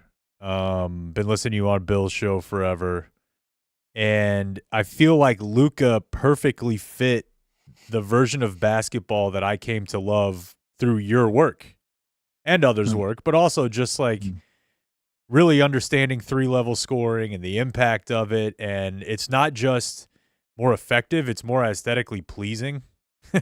Like, you can complain some about Luka foul hunting, but I do think the way he plays the game as not just a shooter, I don't know. It's the way he embodies the modern offensive NBA to me, and it was just so much easier to root for him when he was here. But as part of your work, as a professor in sports analytics, to wrap up here, like, are there? I'm interested in what sort of things you're interested in. Like, what do I not know about now that I might know about in a couple years? Like, I try to follow like the NFL's Big Data Bowl. I'm really, I was a very early adopter of like Brian Burke, an advanced football analytics website, and Eno from Fangraphs used to host a podcast on. I was really into this stuff, but it feels like there's not as much talk about like the next big thing in analytics anymore, because it's almost like we've discovered. It feels somewhat like we in the last decade discovered the whole globe. Does that make sense? I think yes, it does. I think there was. Moneyball comes out in 2003, and I think we had about 15 or 20 years of really low-hanging fruit across sports to change. Baseball changed, maybe not for the better, but it changed really fast after Moneyball. Basketball changed really fast, even football. So I think that era is over. I think one of the things I'm watching is how we're using science and analytics to make players better at certain things. I think you're seeing this in golf with Bryson, a Dallas guy, like hacking his own body and just crushing the golf ball in his own ways. I think we're going to see that with shooting the basketball in the NBA. If I was going to point to something, I'd say, Luka is a great example. Somebody's like, what? You can shoot 38% from 30 feet on step back threes? Like, that's insane. I think there's going to be more and more stuff like that where guys are able to, in baseball, it was velocity. Guys started hacking their own body, and now everybody can throw 96, 97, 98. Again, it might not have been great for the sport, but it was great for those guys and their contracts. I think that's going to happen with three-point shooting. I think the days of really bad, awkward three-point shooting is over. I think there's going to be more and more 40% shooters on more and more step backs. So I think where I'm looking to answer your question is how we're using analytics in player development to sort of help athletes, whether it's hit the golf ball further, shoot the basketball better, throw the baseball harder, throw the football better.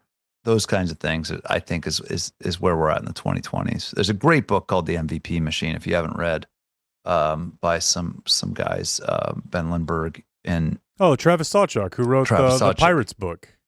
Yeah. He's a great analytics writer. But that is something I hand my class to read every year.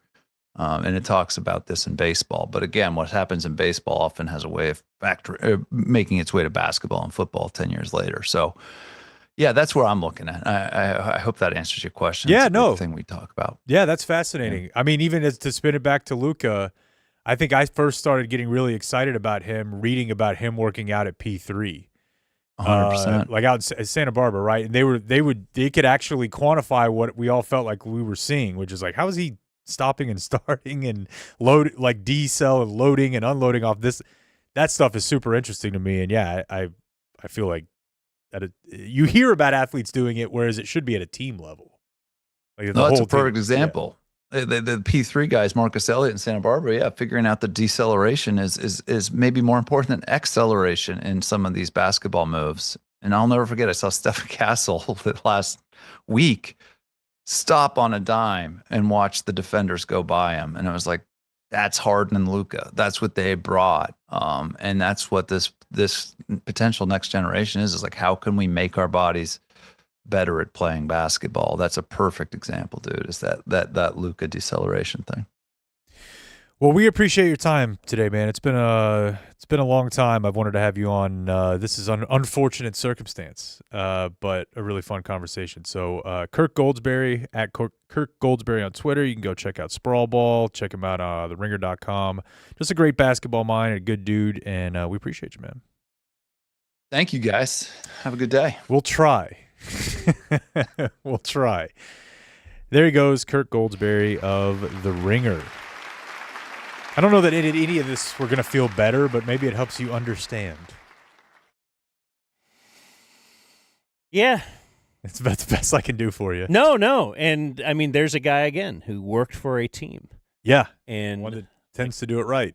You think of all the entire NBA was baffled by the trade, and sometimes things trickle out over time, and you're like, oh, okay.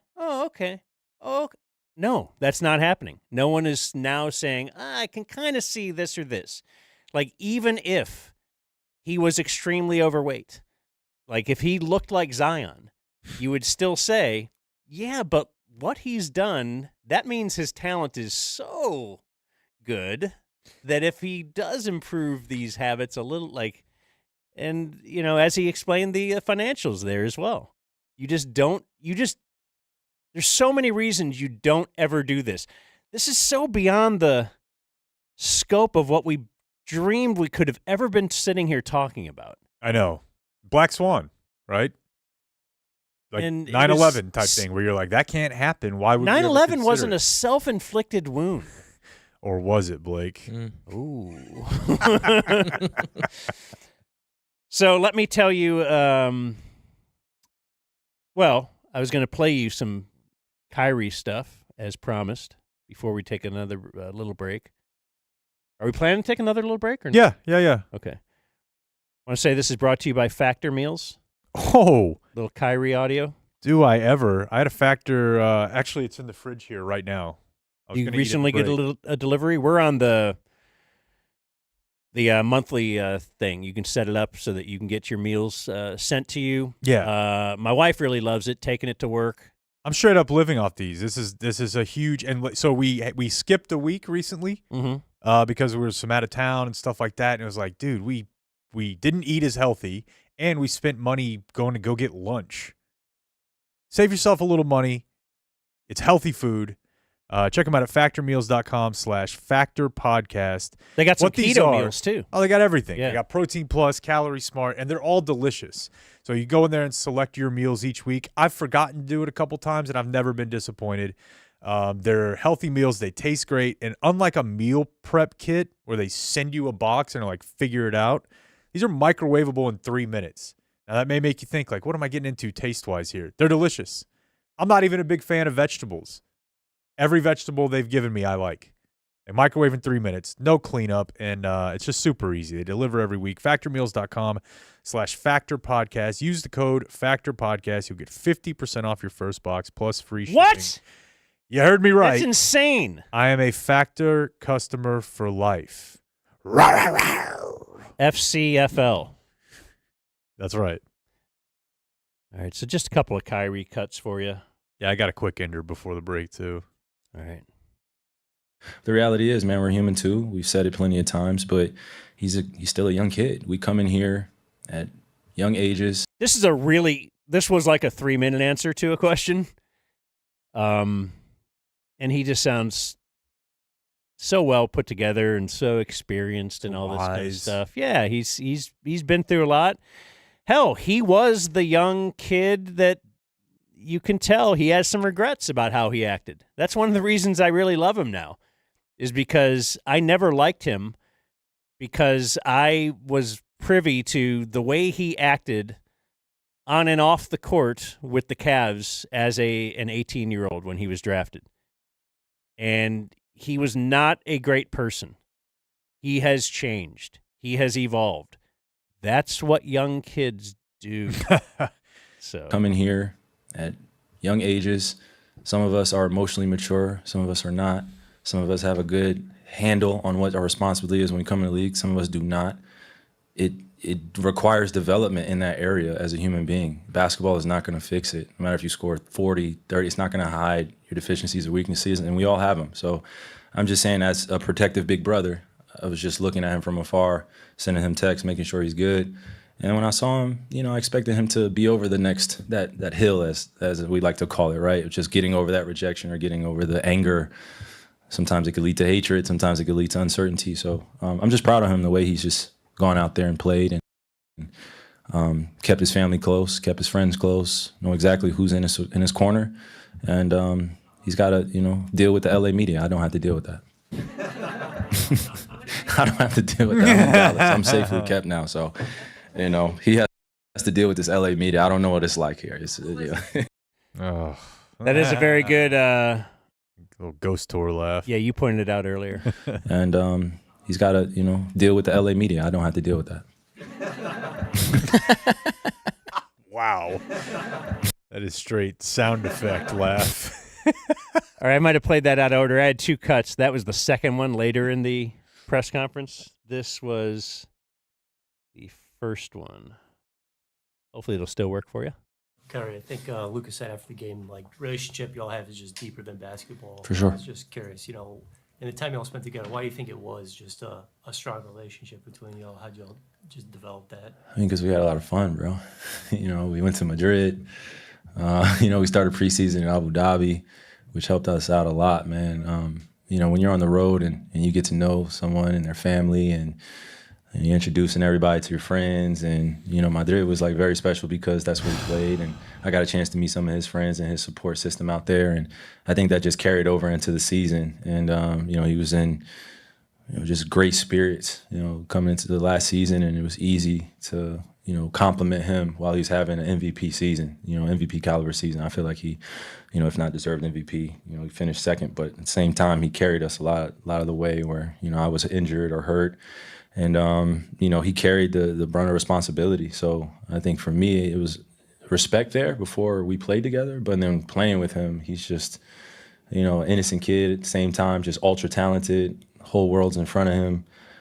You want to protect people like that, too, because I feel like sometimes people come at him crazy, which is unnecessary, and he responds in his own way. But he's not from America. He's not used to the degenerative culture here, at times, especially when the narrative starts spinning.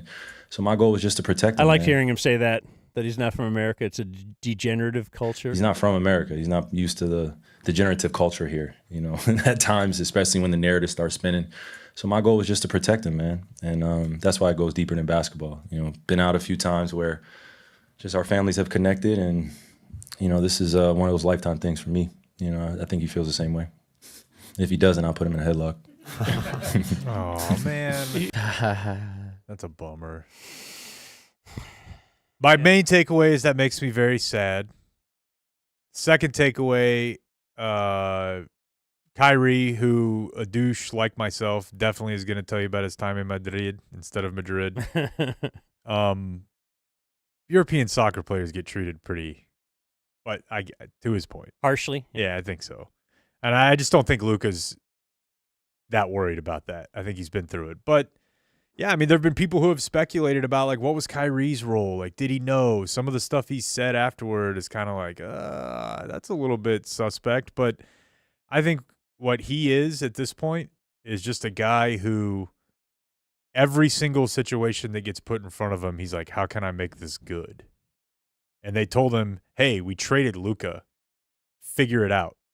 We think it's going to be better for you. And his response, I'm not at this point as a person, but he was just, okay, I don't like that, but I have to try to figure it out. And me moping around about it and talking about how it sucks. Yeah, that's his public response. That ain't going to happen. That might have taken him a little while to get there. Yeah.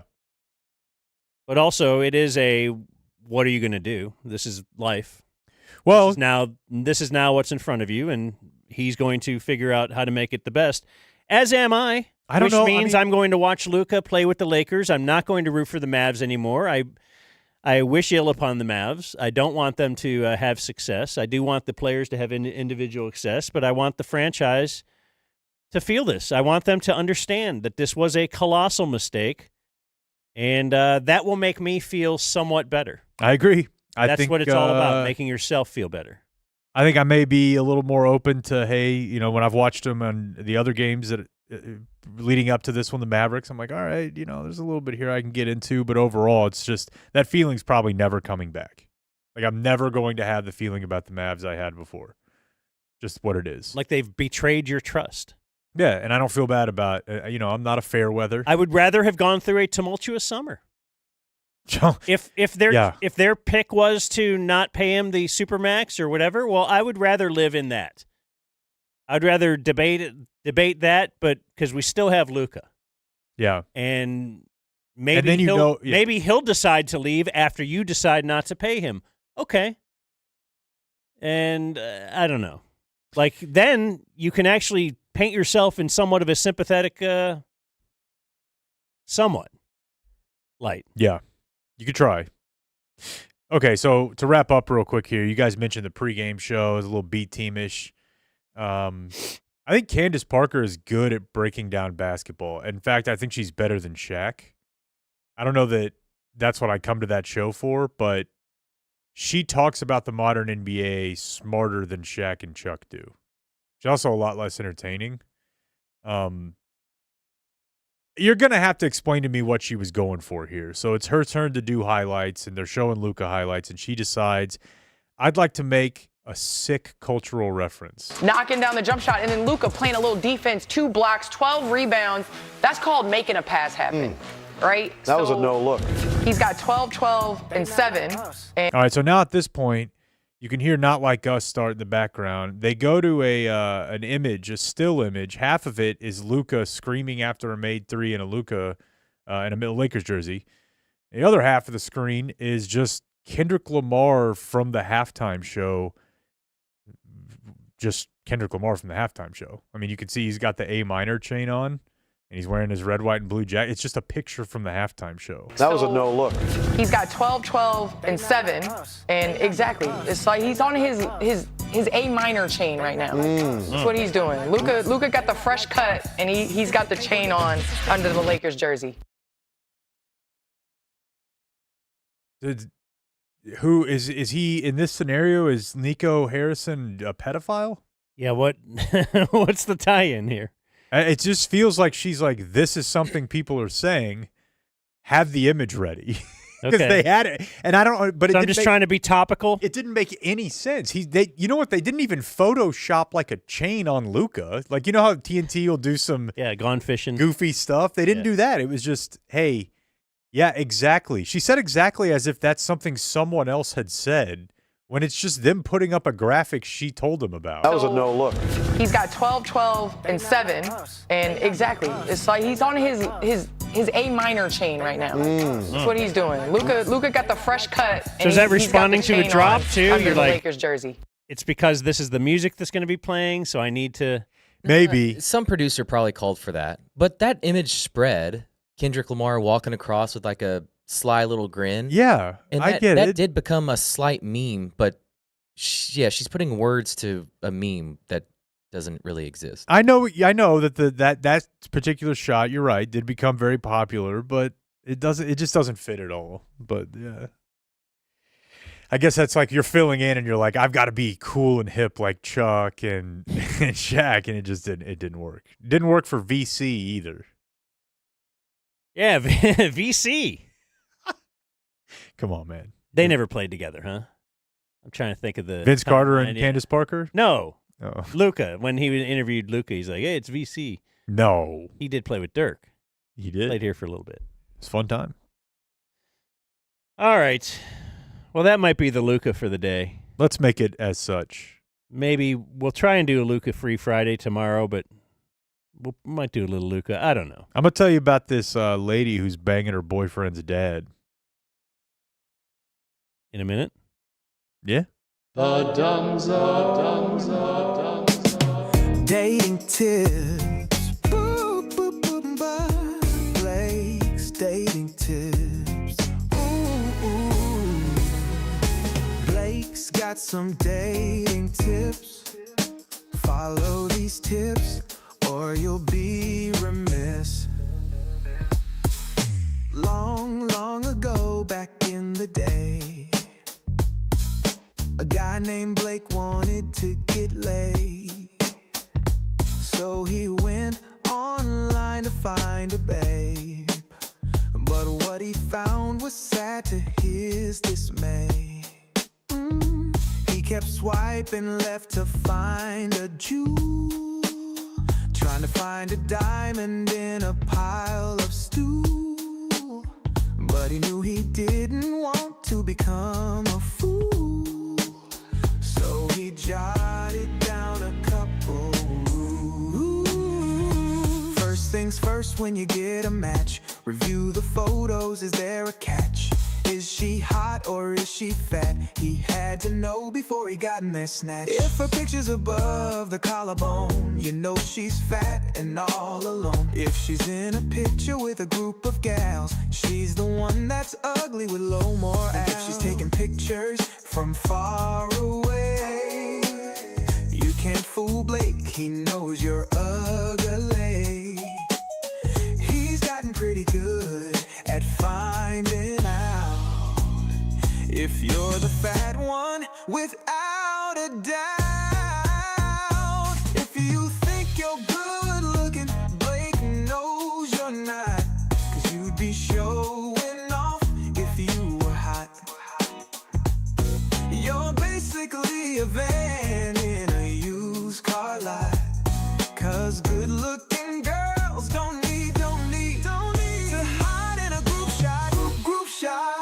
Here's one final rule for you to practice. If she's wearing those big sunglasses or one of those large brim hats, we all know what's under that. If you're feeling bad, don't worry now. Groups of girls are worse, and I'll tell you how. When they're together and see an average dude, they'll point at you and say, I bet he's got a tiny tool. These are the rules, I hope that's clear. When you swipe right, now you'll have no fear. Follow every step and all these tips. When you're online dating, now you'll never miss. Tips for dating, Blake's tips for dating. Blake's got some dating tips. Ooh, Blake's got some dating tips. Blake's got some dating tips for you.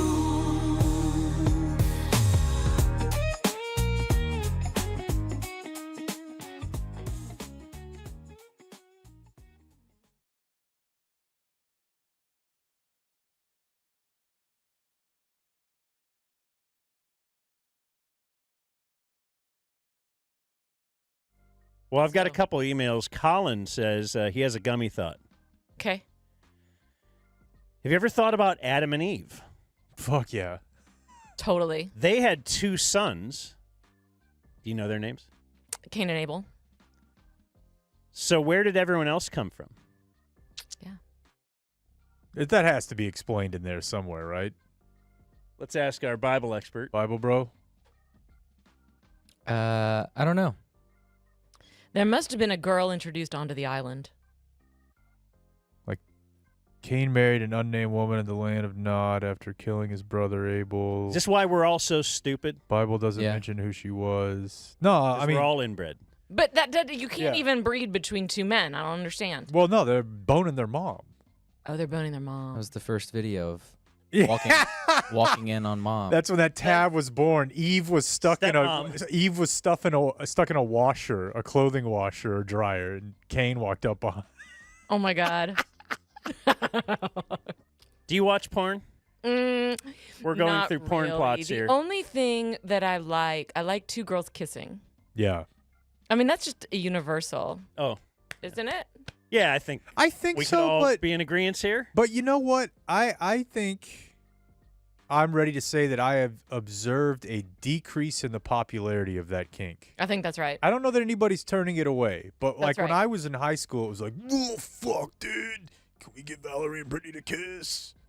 Yep. And now it's like it doesn't seem as much of a thing Oversaturation. as of now. Yeah, I think so. And sometimes you just need to kick that other one out of there and just get you a nice throbbing penis in the mix.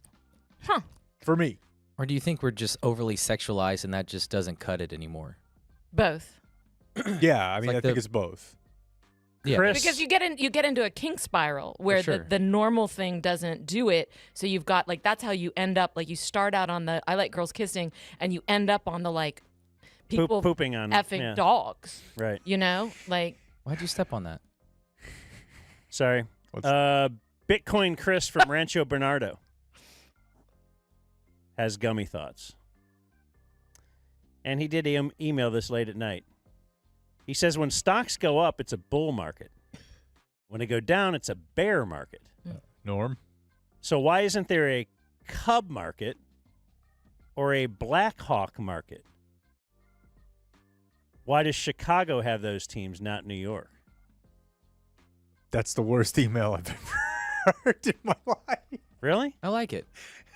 I also kind of like it. The bull and the bear? Yeah. One thing I'll say is that I can never get bull and bear like which one's straight which? because they both seem like they should be up. Right. Yeah, they're both pretty awesome. Yeah, it should be like bull market and like seahorse market. Right. Like something that's really, Sloth market. There you go. Yeah. And then he adds in, did you know? So think of this. This one's a good one. Okay. This is going to bring this email. If you thought the email's bad so far, this will elevate it. Did you know that 1 plus 12 equals 2 plus 11? So the numbers are both equal to 13, right? 1 plus 12, 2 plus 11. But take the letters in those words, O-N-E plus T-W. 1 plus 12 What is happening? equals 2 plus 11. If you rearrange the letters in 1 plus 12, you need the same letters to have 2 plus 11. Look at it. Write it out. Nope. Yeah. It has the same number I'm of with her. E's, the No. same V's, the No. same, I'm out. look at it after some an early bird CBD. And you'll be like, I cannot believe this. This one's from Ethan. It's a little bit possibly inappropriate, but actually I feel like it's good to do this one with a female here. He said, super simple here. Just imagine if women truly understood the power they have with blowjobs. Yeah. You want me to drag the family down to the botanical gardens for the whole day? Give me this 2-minute thing and I'll do it without complaining. Truly, men will do anything a woman wants for a simple act they can't hate as much as the power they're giving up. Do you realize that, Sarah Hepela? Absolutely. Oh, you do? Yeah, absolutely. It's not talked about enough, and we like to keep it that way so that those of us who have the power can flex. If you could... You don't want an oversaturation market with that. That's true. So if you That's could true. get down there... Me? down there to the lady. Yeah. To that the same thing, but you're doing it to a lady. Mm-hmm. Because we're all progressive, right? We'll go down there. What's up? Yeah. What is this? The But Sopranos? if yeah. it could be a 2 to 3 minute journey, number one, it's never that. Never. No. And probably because I'm just terrible at it. But if it could, and you could get whatever you wanted then for the rest of the, wouldn't you just go do that? multiple times a day. Yeah. But I don't think it works that way. Of course it doesn't. I know. That's the problem. That's why we're saying if the other way around, you should be really fired up to do it. I'm just telling you that even if anatomically it worked, it wouldn't work. Yes, that's what I'm saying. Okay, we're in agreement. Like if I was able to get down there and I was actually good at it and stuff. Also, are we learning about some injury? Why are you not, quote, able to get down there? No, I'm able. Okay. He's just I'm just doubting saying. his skills. I'm just making sure I understand that. I just don't feel like I'm a replacement level player down there for sure. And that might be generous for me. Yeah. Have you tried the thing where you do the alphabet with your tongue? It's the only move we have. And I learned it from Sam Kinison. Of You've all never heard that? people. No, I mean I've heard it many times. The Sam from- Kinison stand up. Didn't know it was him. And have you ever Yeah, actually? his bit was you want to do the capital T. She loves the T. Folks. And have you ever been in the middle of that and I've realized, always like, found more. Oh, now he's on, Yeah, now he's on J. Yeah. Yeah. Have absolutely done the alphabet. It's a good effort, guys. It's a good effort. It's not the highest level. The highest level is improv. But I mean, to me, that's how I feel. I feel like I'm white chocolate from the N1. I'm doing all sorts of just behind the back, throw the lob, bounce off my knee. But then I feel like it doesn't end up being a coherent. Like there's a reason I'm on the street ball tour and not playing no with the pros. A little too much. I think the freelance to my fundamentals, game. you probably just need more. Yeah, I think so. I want to fine tune my comment that I actually think the highest level is being responsive to your mate because women are so different. And I think that's I really do feel for guys on this because one thing about the blowjob is it's not that hard. Pretty plug and play. It's plug and play. And the cunnilingus is a very sophisticated, fine-tuned game. Byzantine equation It is. you're trying It to is. sort through. It is. I got another quick one if you want. All right. I don't have the name, but somebody sent me this article, and I thought maybe we should talk to the Roast Twins about this if you keep a list of things to talk to them about. But apparently, we are in the middle of like a change in the way people behave at the movies. Oh yeah, absolutely. And I after I read this New York Times article, I found there were several articles about this, and it didn't really occur to me when we went to go see Moana 2. There was a group of teens next to us. And I guess I just figure out they're teens, they talk. But they weren't even really doing it in like a disrespectful, disruptive way. They just talked to each other the whole movie. Yep. And this article is like, this is because people got used to watching content.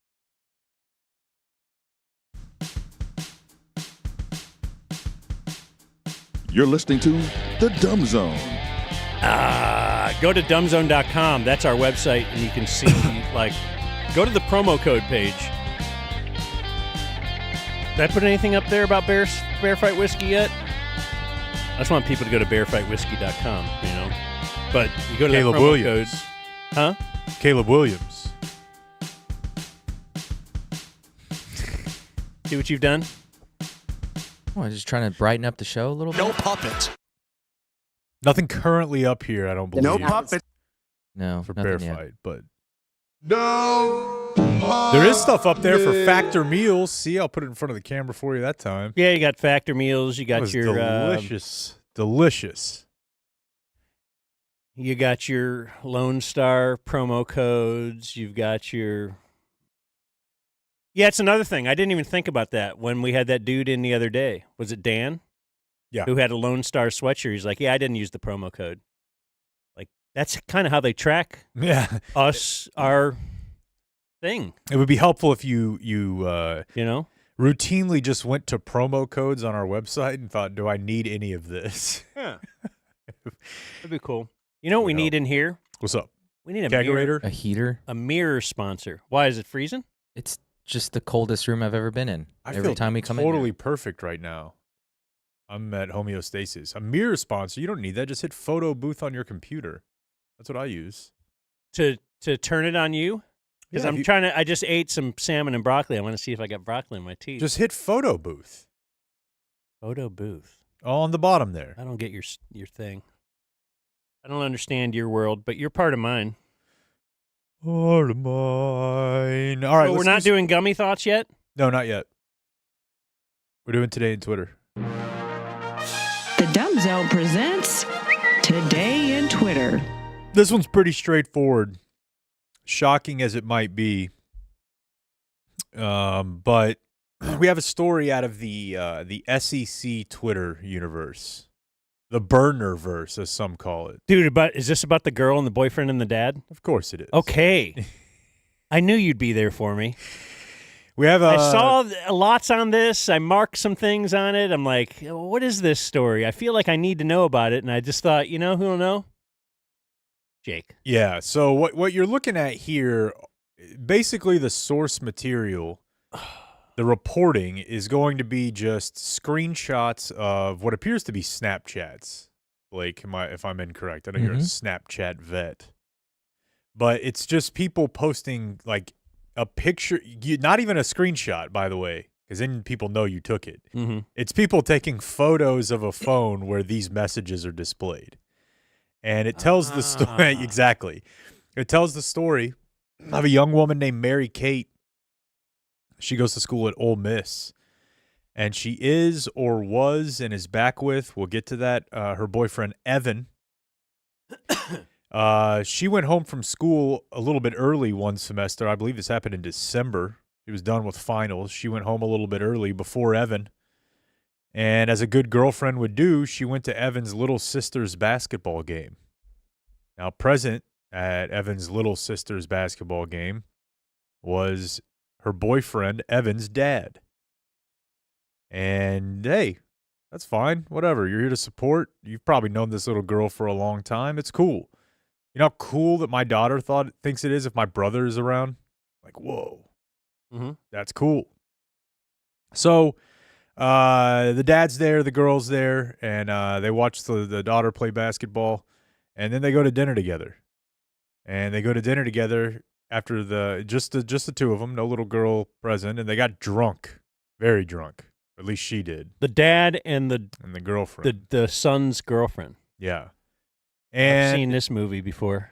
So the initial reports were that that's basically when it started. Like they went back to their house. To his house, and she kind of thought the wife would be there, but the wife wasn't there, and then the guy's trying to hook up with her, and some would say did hook up with her many times, and he told her, like, this is not a big deal. I saw a thing that said she accidentally slept with her boyfriend's dad. So the first report were just that she was really drunk and didn't know what was going on. Okay. But there are also... That's the way we want them. Competing screenshot. Good Lord. Competing screenshots. I grew up in a different time. What you did, where people say that what happened is that everything happened like they said up to the point where they got really drunk. She got really drunk. They went back to the house, and he tried to force himself on her.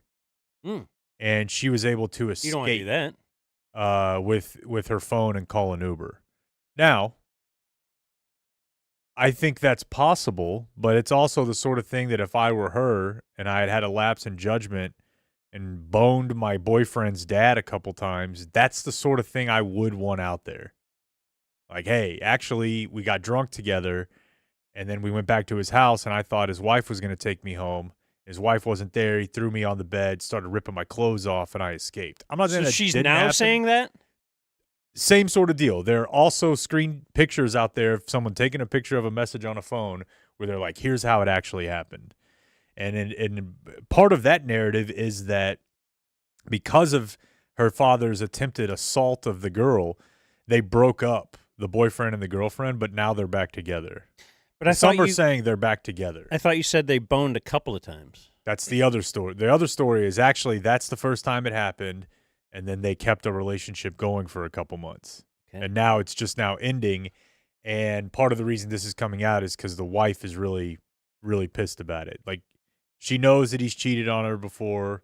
It's a known thing that this guy gets out there. But as you often point out with Gene, this is a little bit too far. And then the wife is like, So not my son's girlfriend. So those are a couple. Throw the pictures up too while we're talking. Couple about different possibilities of how this went. Oh, he's doing great. Yeah, she's not my type at all. She looks like a child. She's extremely thin. But there's a type of dude who's really into that, like rail thin, bleachy blonde. You know, and there then is a type of dude, like 95% of human. Oh, okay, because I could not be more disgusted by that. That's very gross to me. But I do rock with Dad's Tommy Bahama look over here. He looks like he's killing it. But no matter how it started, is it true that the girl and the guy are back together? That's what they say. Okay. They say that they are back together. So whether it was he was forcing himself on her or they kind of partied and did it 2 or 3 times. Now, the common response to this is, boy, what's his name again? Is it Evan? Yeah. Yeah, because here's how the internet works now, Dan. Not only did we pretty quickly find, obviously, the girl's photo, but the dad's photo. We found the mom's LinkedIn page, which was good for corroboration because she's a flight attendant. And in the original story, it said, like, hey, he brought the girlfriend home, but the mom wasn't there because she's a flight attendant. So that person knew that and had weaved it into the story. So a lot of people are like, but what this kid needs to do, he's got to find a way to have sex with his girlfriend's mom. Like, he's got to do it. Perfect. That's where I came into the story. I would say that is perfect if you're a basic, but available to you is also the very Joker style play of just fucking your own mom. Yeah, I don't know how that fits in at all. Well, which one do you think would wreck the dad more? Finding out if the boyfriend has sex with his own mother. Okay. His dad's wife. If he's got 2 options. Rather than his girlfriend's mom. What does that affect his dad? That's just getting back at her. No, his dad, that'll fire him up even more. He's like, is she available? Oh, yeah. Yeah. Can I see? If he had to deal with the psychological wreckage of his son having sex with his wife. Yeah, he just needs somebody of that age. Now, the son, that seems like that could psychologically possibly damage the son a little bit. I don't know. Never had sex with my mom. Well, I don't feel like unfortunately. I don't feel like right now he's in the green. So I feel like anywhere is up. But no, it's an extremely wild story. And now you get maybe he also doesn't care. Like his wife's a flight attendant. So what? She's probably boning out there too. Whatever. Like, what if he's adopted my attitude to how his wife That's very conducts her possible. life? And I think a lot of people are like that, actually. Of Whatever. Like, yeah, whatever. Just don't say it. Yeah, but when it becomes the daughter and don't bring it back into the house. I went to I went tested. Sure. I went to don't make me pay for any kids. I went to college when we did have MySpace, but it wasn't really that functional. And we had the very beginning of Facebook. Did you do MySpace? Oh, you never got on that? No. I could never commit to a song like that. That was big in my game. Well, because we had a band. MySpace was phenomenal for artists.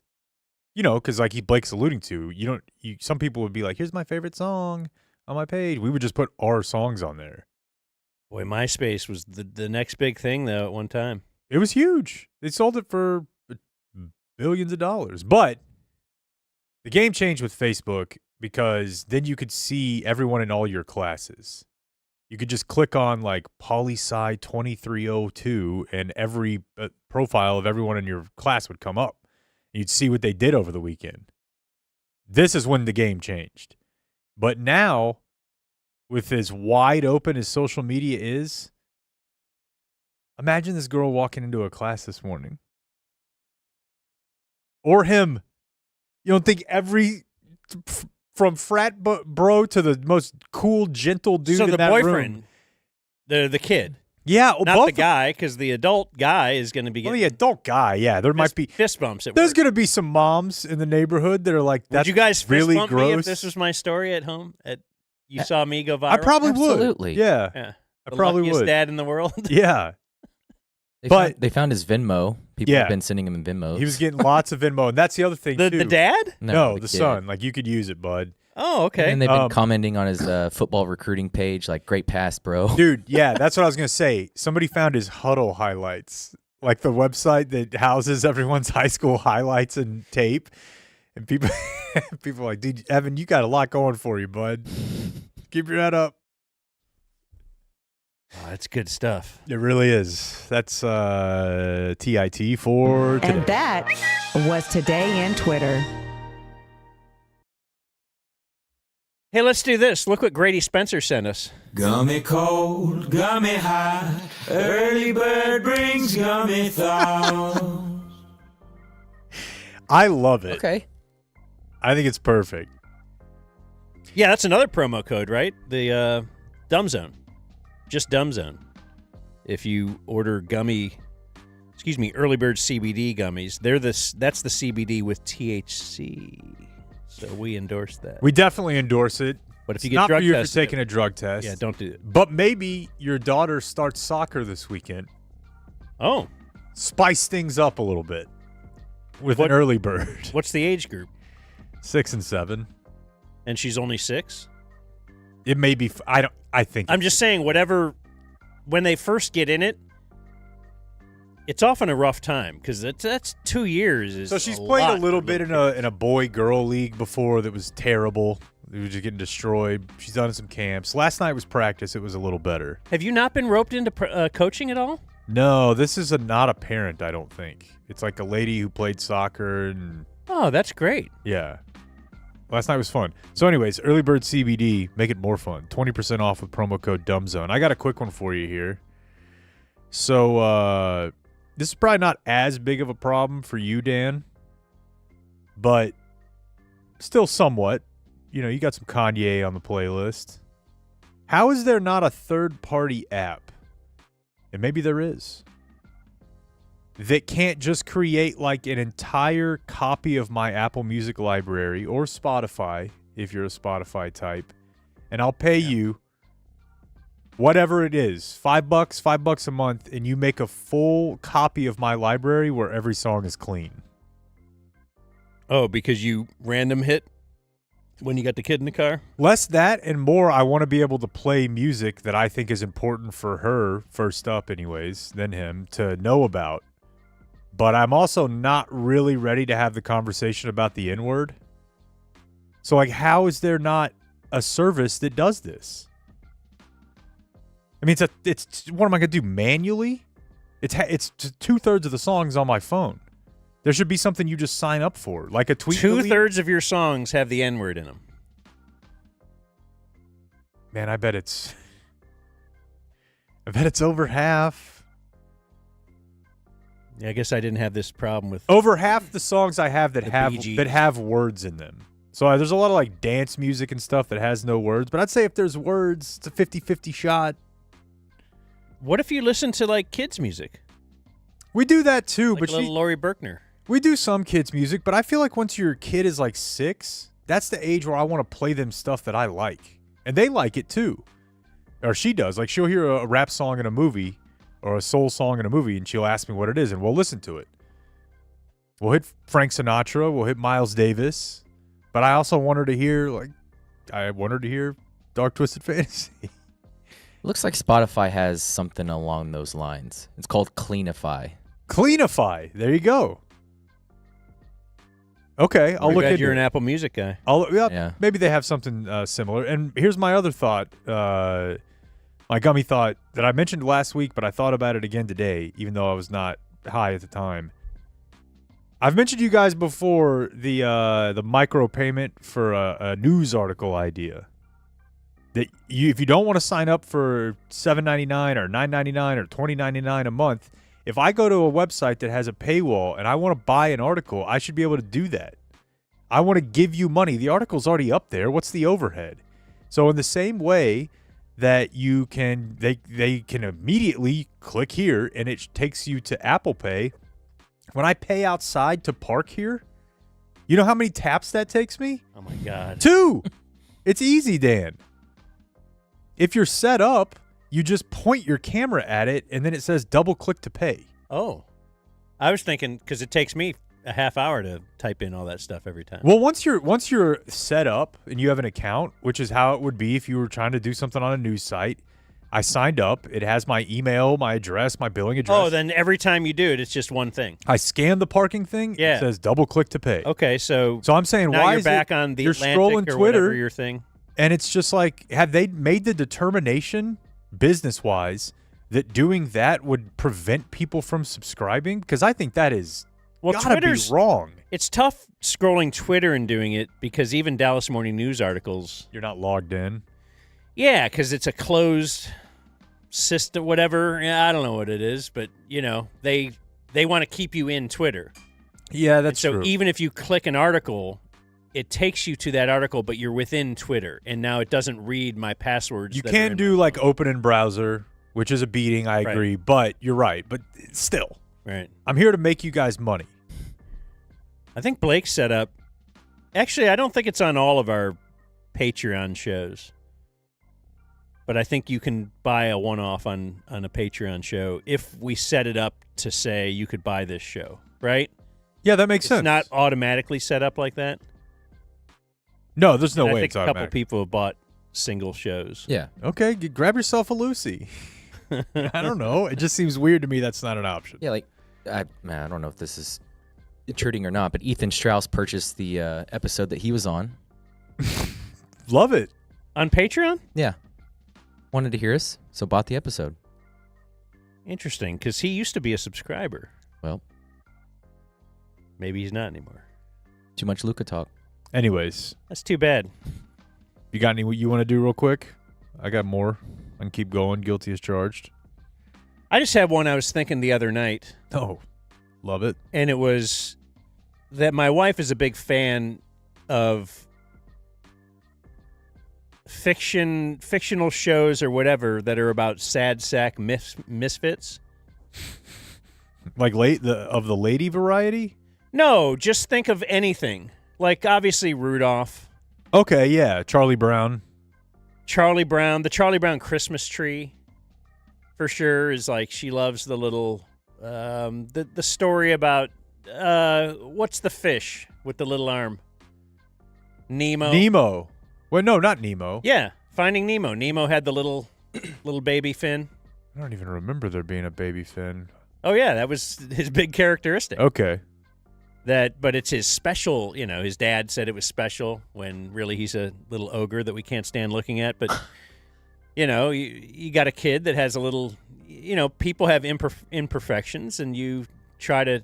Okay, yeah, that's redeeming. Yeah, if you're a kid. So I was thinking about why is the sad sack character so prevalent in fiction and movies and TV show, and why has that become so popular? Is this such a great story or great stories, or is it the fact that the people who have been writing these stories from the beginning of time, they are the nerds, they are the outcasts, they are the one with societal imperfections, maybe not imperfections within themselves, but they don't look right, they don't smell good, they don't, they're the losers. Yeah. And so they're writing a story about this loser who actually has great things within them if you would just look at who they are. So have we all been groomed to think these are great pieces of work because they're everywhere, they're so prevalent, it must be great, everybody loves it? Or is it because the nerds have been infiltrating our media and making us think? Yeah, this is a chicken and egg argument, because what you're saying is like perhaps the reason that stories from the subjugated resonate is because there's a lot of people who view themselves that way. So, is it good? Is it bad? I don't know, but it's just that there are a lot of people who feel like the characters in those shows, and giving voice to that. And I wonder too,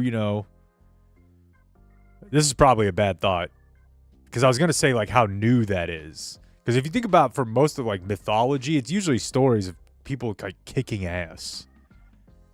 There's not a lot. I don't feel like there's a lot of nerd stories and wallflower stories. I mean, Jesus is a pretty good. But that's why I was going to say maybe this is a bad thought because the Bible certainly details a lot of Charlie Browns.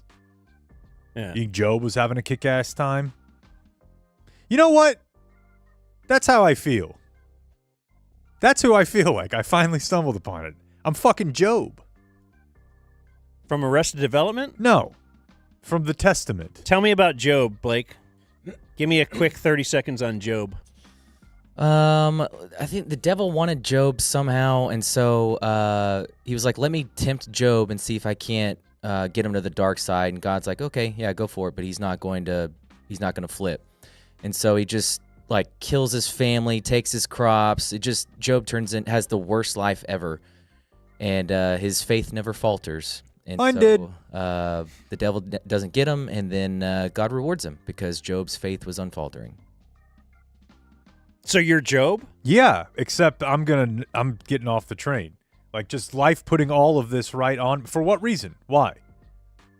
What did any of us I don't mean I'm Job. We're Job. And it's okay in this one to just give him the finger and say I'm done.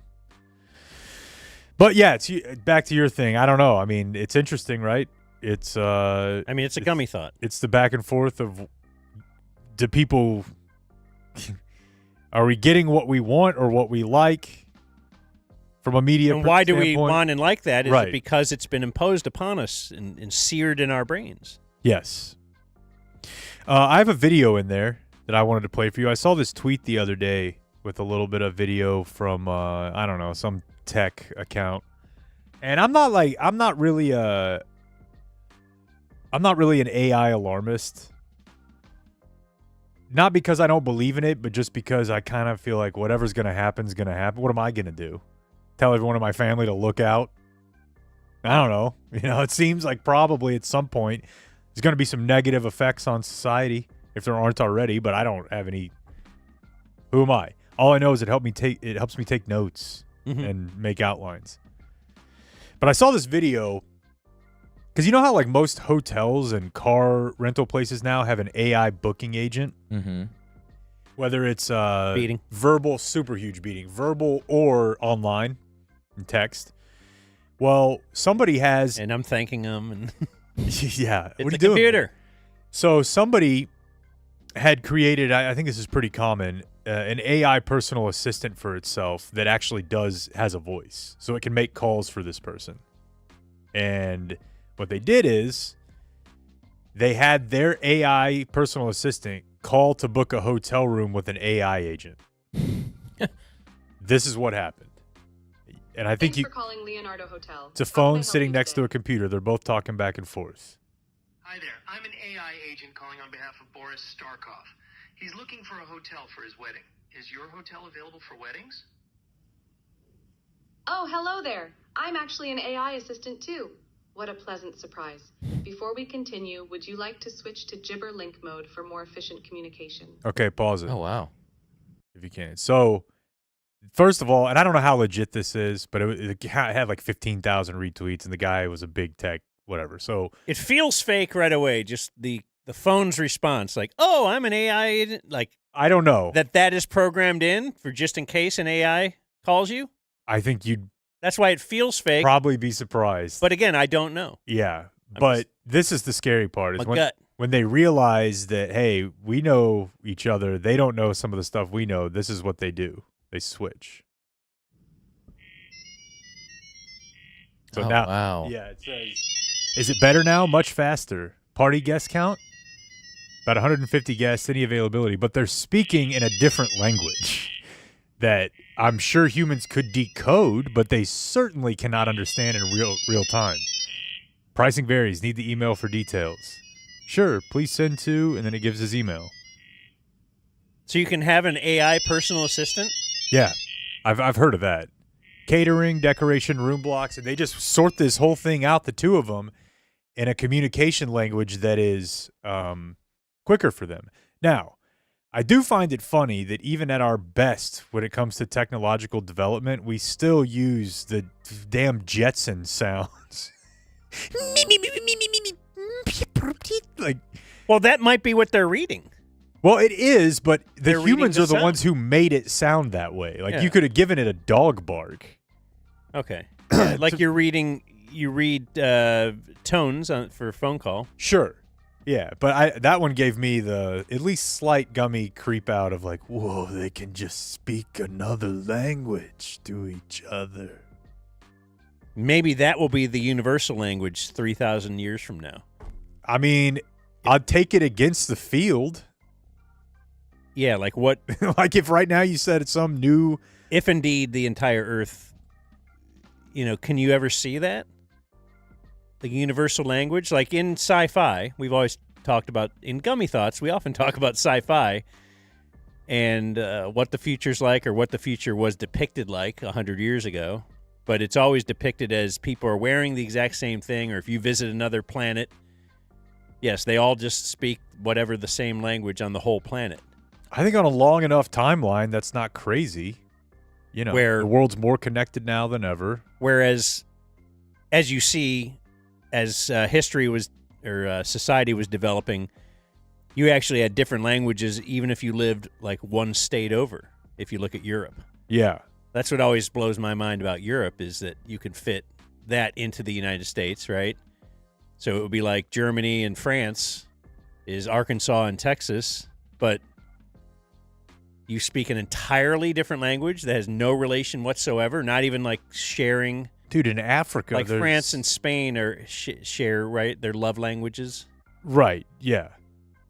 But yes, then you get to Africa. And it's the town over. There'll be a country with 50 languages. Really? Yeah, and I think but that's like the last undeveloped place on Earth. So the further you go in development, it does seem that, one day we'll just be speaking robot. Will we, though, still not use the metric system here in the United States? That would be awesome. We just have robot Lee Greenwood playing. Is there anyone else that doesn't use the metric system? I believe there's like at least one or two. Did you guys get that when you were in grade school? Liberia and Myanmar. Allies. I guess. When I was in grade school, they told us we had to learn this because it's coming. We got it. I got it too. And we're all going to know this pretty soon. This will be the whole way we all do things. So I learned it like in second or third grade and then have forgot it all since then. The metric system? Yeah. Yeah, I mean, I guess I'm not like super locked down on it, but the first thing I remember thinking was like, whoa, this one just makes sense. Yeah, no, I thought it did make sense, but I don't know it. I can't convert it. I do. I know have to kind go of to an the inch link. is kind of like a... Wait. Millimeter? Yeah, millimeter. No, centimeter. Centimeter's like You an say inch. inch? Yeah. Millimeter's like a lot smaller. That's my Gummy Thoughts for the week. Oh, okay. You good, Blake? Yeah, just that video reminds me of like if your cleaning ladies ever walked outside and met with your landscape guy, and it's like, oh, well, look, they have their cute little own language. They can talk to one another. Look at them talking. Thanks. Saying stuff about you for sure. Yes. Thanks, Grady. Oh, that's right. Thanks to Gummy cold, gummy hot, early bird brings gummy thoughts. What's the promo code? Promo code, Dan. Dan? Is DumbZone. Oh. 20% off at Don't put in earlybirdcbd.com. Hey, speaking of codes and special things, Ownwell will bring us the news today. Ownwell is where you can go to reduce your property taxes. Tell you what you don't like. Property taxes. Agreed, yeah. You know what else you don't like is kind of just putting your bills on auto pay and getting screwed over time. That's exactly what they're counting on. So with ownwell.com/thedumbzone, you can actually put in all of your bills, and then then you just walk away. You can forget about it for years. And then all of a sudden you'll get an email like Blake did that says, hey, guess what? We can reduce, what was it? They reduced my internet bill. Let's see. But you hadn't been dealing with them about this, right? No. It was just out of the blue. Yeah. Hey, looking at some things for you. Yeah, I got my little portal here, and I got some green check marks, and I got some yellow little eyes that say, hey, we could look into this for you if you want. And so actually I'm going to do that right now. I'm going to reduce my electric bill right now through Ownwell. Ownwell has brought together general appraisers, certified public accountants. I need my guys, the best. Property tax consultants, data scientists, PhDs, the best in-class customer support reps, and more to deliver top results to you. They're so great. Just go there. It takes like 3 minutes. Ownwell.com/thedumbzone. Here's Jake with the Dumb Zone News. Blake, do you know who Big X the Plug is? Yeah, I'm from Texas.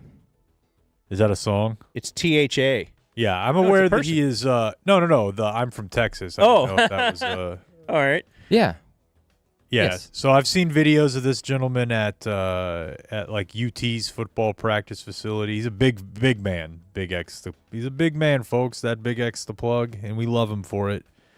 So that's not an ironic nickname? No, not this one. This is got to be he's a rapper. This is a tough scene for a rapper. Like Hetero Blake. Ironic nickname. Yeah. There you go. Because he's gay. Shortly after midnight last night, a police officer in Arlington pulled over a vehicle with expired tags on Collins. That person he pulled over was Xavier Landum, 26, also known as Big X the Plug. Ah. And the cop... Y'all have heard this. I actually haven't heard it. No, I have heard it. Yes, You're you right. have. Yeah.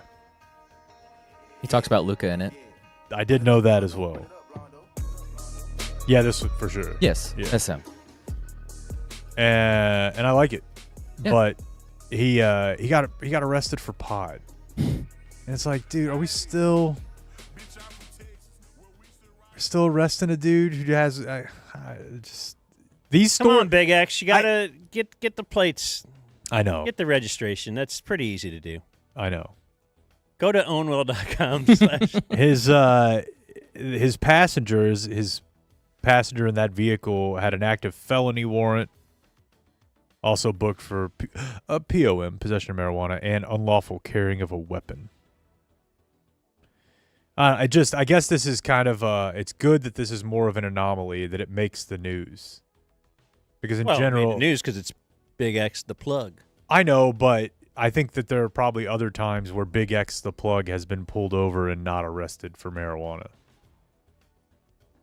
There are other times where someone was like, well, I smell a little something here, but is it really worth taking you to jail over? After all, you're Big X the Plug. Big news for Blake as the Dallas Zoo has introduced 3 new capybaras this week. Names? And of course, the South American rodent. They don't have any. Oh, yeah, they do. Let's see here. Rodent is in the zoo? The capybara is a rodent. How big is it? Like, I'm just going to go look at a mouse? Yeah, they're not that big. I feel like the zoo should have a minimum size on things. Okay. I like that. Would it make you mad if they named it like A.D., Christie, and Caleb Martin or something? Oh, my God. You know, when I went to the zoo... Let me tell you this. Max Christie, please, slow down. Good player. Let's settle down on how good he's going to be. He didn't play very well last night. There's a very low ceiling on this guy. Don't just tell me that, hey, but we got Max Christie. Shut up! Stop trying to make me feel better with Max Christie. So capybaras are the world's largest rodents. Oh, okay. They can weigh up to 175 pounds. All right. Wow. Over the cutoff. But I do, in general, like Dan's line of thinking here. That fits with Princess Bride, right?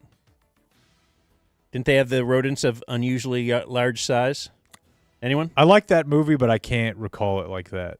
Yeah, they have big giant rats. I know, like Indigo Montoya. Yeah. How's Montoya doing? I heard that she got dicked down again the next week.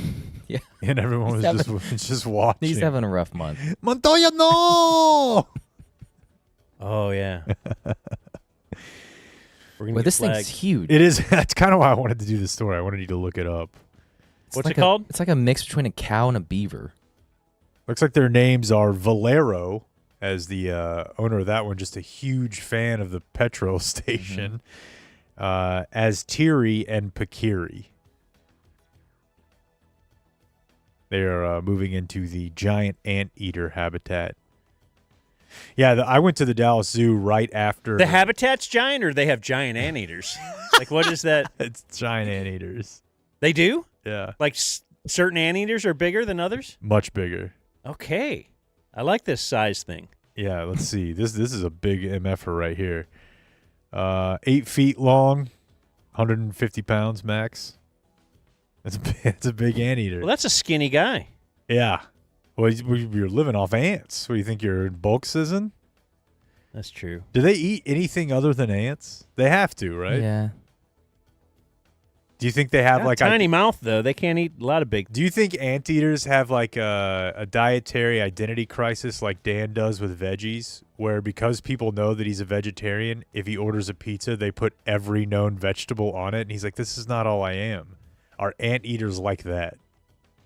And can they eat every? They're like, you just think I'm all ant. Do they eat the red ones, the black ones, or?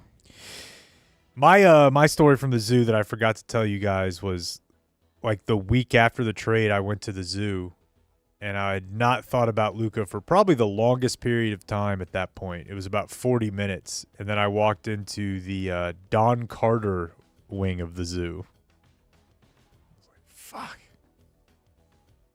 That just made you think of the Mavs? He's rolling over in his grave. We got a measles death. That reminds me. It's probably off the air talk, though.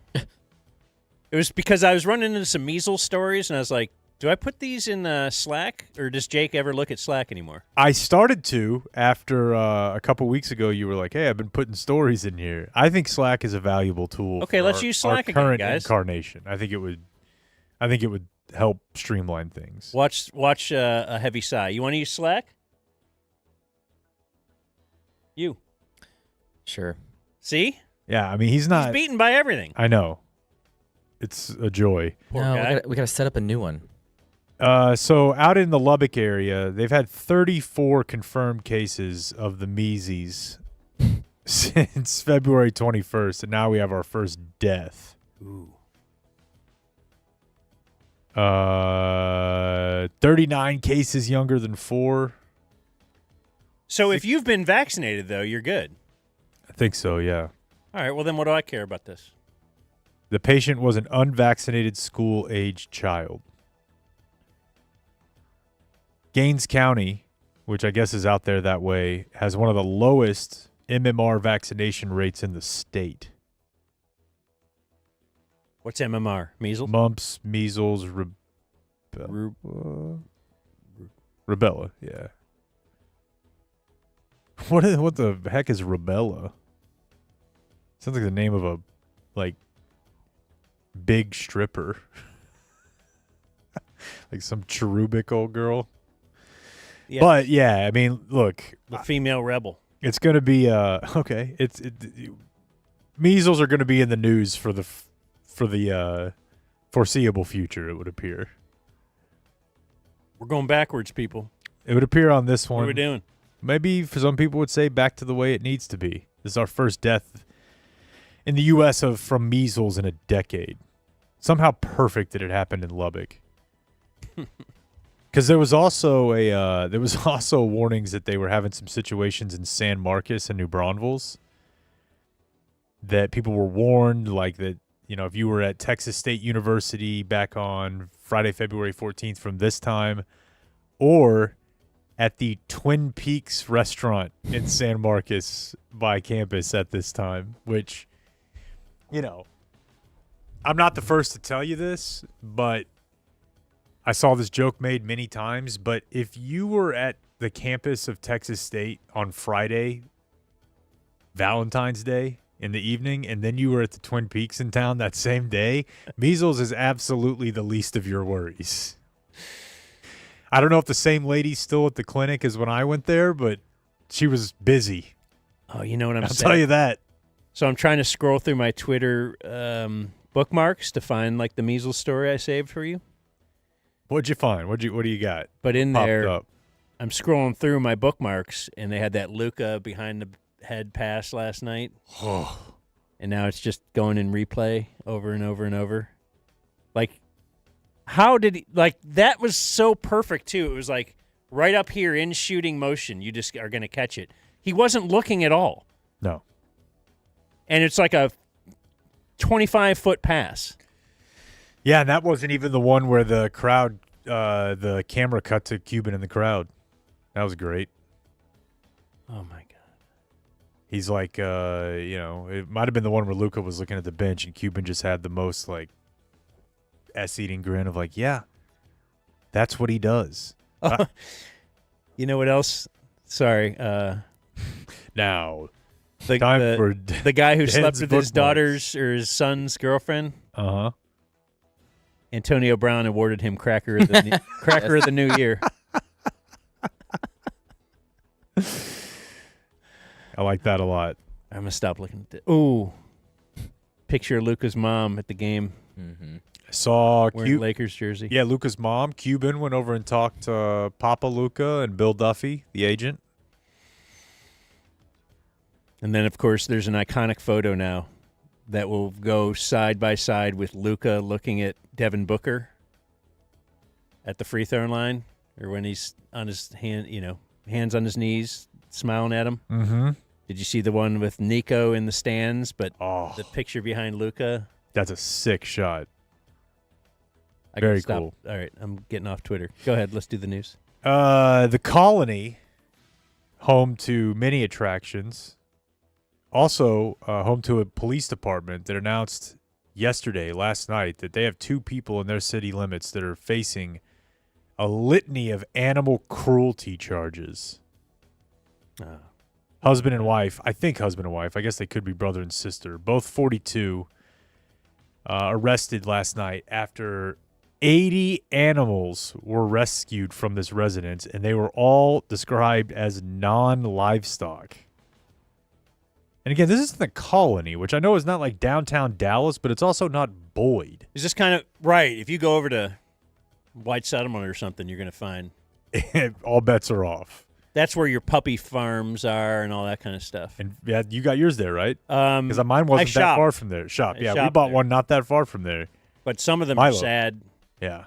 Ours was nice, but I know that it can go that way. Nice in that it was in a medium neighborhood, whatever, but the lady clearly was taking care of her stuff. So this is like having 12 or 50 kids or something, right? It's like completely unsafe. I'm doing it because I love them. I love kids. I love dogs. But if you have 30 dogs, how much do you love any of them? Are you doing? Yeah, 22 dead animals at the residence.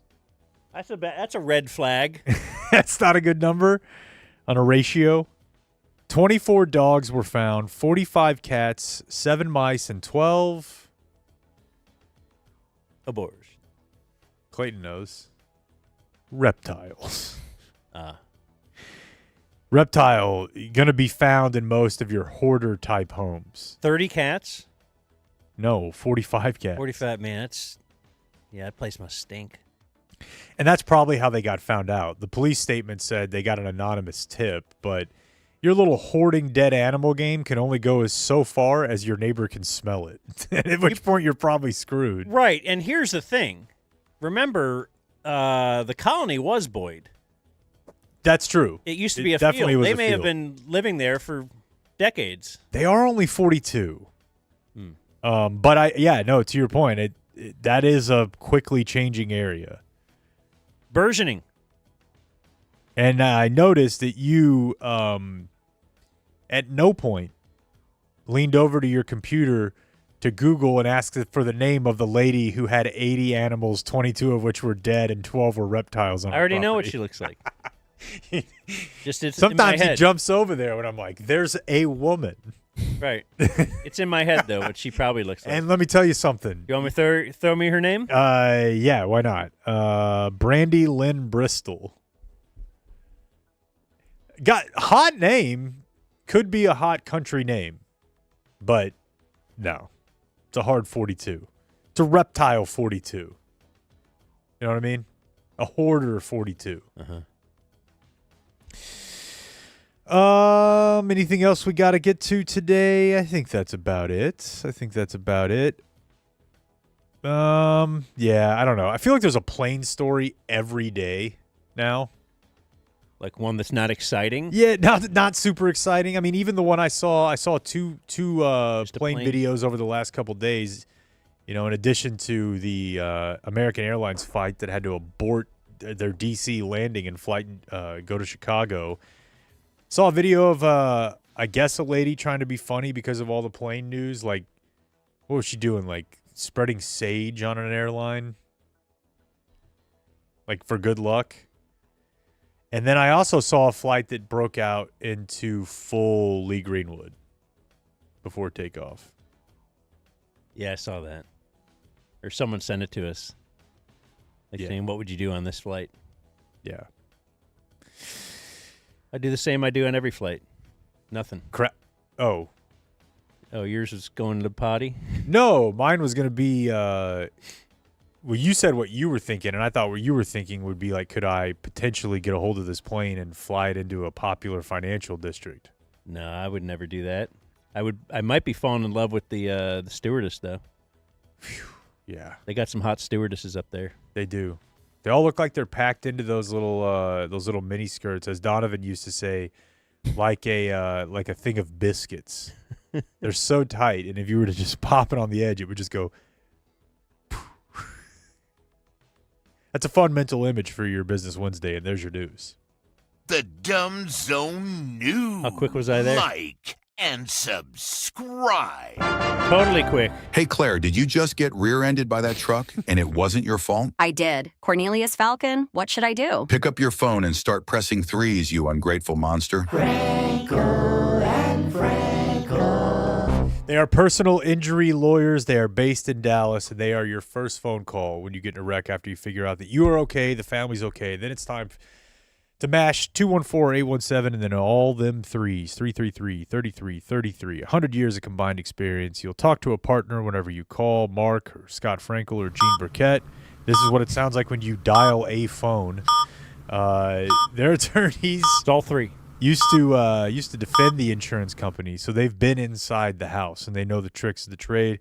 They're gonna fight for you. Getting in a car wreck sucks. Let them make it suck less at Franklin Frankel. The Dumb Zone presents Today in History. What's this new email I have here? Blake has invited you to work with them in Slack. First of all, interesting that Blake now goes by them. They, them? Yeah. That's your bit now? Trying it out. I have a they, them story. Okay. Should I tell it to open the show tomorrow? That sounds not waste great. time on it today? I don't Will think you remember that, anything Blake? you do is wasting time, but I'm going to write it down right now. They, them story? Dan Kickass, definitely worth teasing and leading the show with they, them story. I'll accept that. Okay. Boom. I'll tease it again. It got me to talking to my wife about anal. Never bad, bro. This the weekend coming. But how did this discussion go? How did it lead from talking about they, them to anal? Boy, she's waking up early. Working Tune in out, tomorrow. Wants anal We're now? talking about anal. I just said we had a discussion involving anal. That's great, Dan. Yeah, well, let me tell you something. Nobody ever thought Luke could be a Laker, but that meeting on January 7th at Ascension Coffee, they talked about it. And now look at it. Well, I have a few viewer mail birthdays for this, which is usually Business Wednesday. Uncle Hotmail, Michelle writes, I know it's Business Wednesday, but my husband Sam's birthday is today. Please give him a belated shout-out later in the week. Don't have to do that there, Michelle. How about that? His leaders are, so the guy is Sam. Leaders are Jake's Bravery, the Roast Twins, Severance Soroy, Moron Dog, and the Lee Corso interview. It's a solid list. This is a special birthday because it is his last one before we welcome our baby girl in June. Yeah, that's big. Is there a way she becomes a D1 at birth since she's been listening in the womb? From Michelle. Yeah, let's put the headphones on there. Let your kid listen to the bad beats. Dan, it is my fiance Jason's 41st birthday. I want to give him a special shout out via Dumb Zone. Also, I know you're wondering if I woke him up in that special way. I did. Enjoy a busty pic of us and another for good measure. And then she did the little smiley face, the little colon parentheses thing. XOXO Christina. So hot. And the Christina, the photo is in the Dropbox. Oh, cool. As you know, I'm keeping these photos. We shall be putting them up on the wall in the studio very soon. Not today, though. We're trying to assemble a few first. So we've gotten a few. And Blake's in there looking at you right now, They just Christina. lost Blake for the rest of the Today in History. Yeah. What's the folder? And it's Dear Minge Maestro. Please give a big Dumb Zone shout out to our brother Michael Whites, pronounced Waits, for the 50th effing time. On his 34th birthday. His leaders are Dan and Luka's Blinker. Mikey. Remember when we talked to Luka? Think that'll ever happen again? No. Less Jake politics. Let him know if you need an expert on business operations or why Israel has the right to defend itself. oh, fuck you. From Suck Sammy my and asshole. Charlie Waits. Sorry, it's Waits. You have your opinion, I have mine. And yours is better. Now, he wants less Jake politics, though. And then, so he that's, hopped in with, hey, if you're... he's got his own I'll tell politics. you He how. wants more him politics. So I'm supporting this guy. Yeah. It's Wednesday, February 26th. On this day in 1933, NFL owners voted to move the goalposts to the goal line. So it started behind the goal line where it is now. Forget. This will never work. They People voted to forget. move it to encourage more field goals, to reduce the number of ties. This in spite of arguments that this could result in more injuries to players. How did it not result in deaths? Yet they voted, they're like,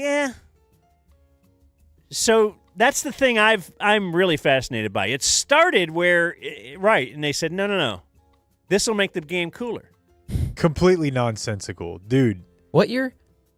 1933. And it stayed for 40 years, right? Like in the 60s for sure, Yeah, right? 35. Have any of the three of you ever seen someone unwittingly run full speed into a goalpost? Because it's like the funniest, most terrifying looking thing you could see on an athletic field.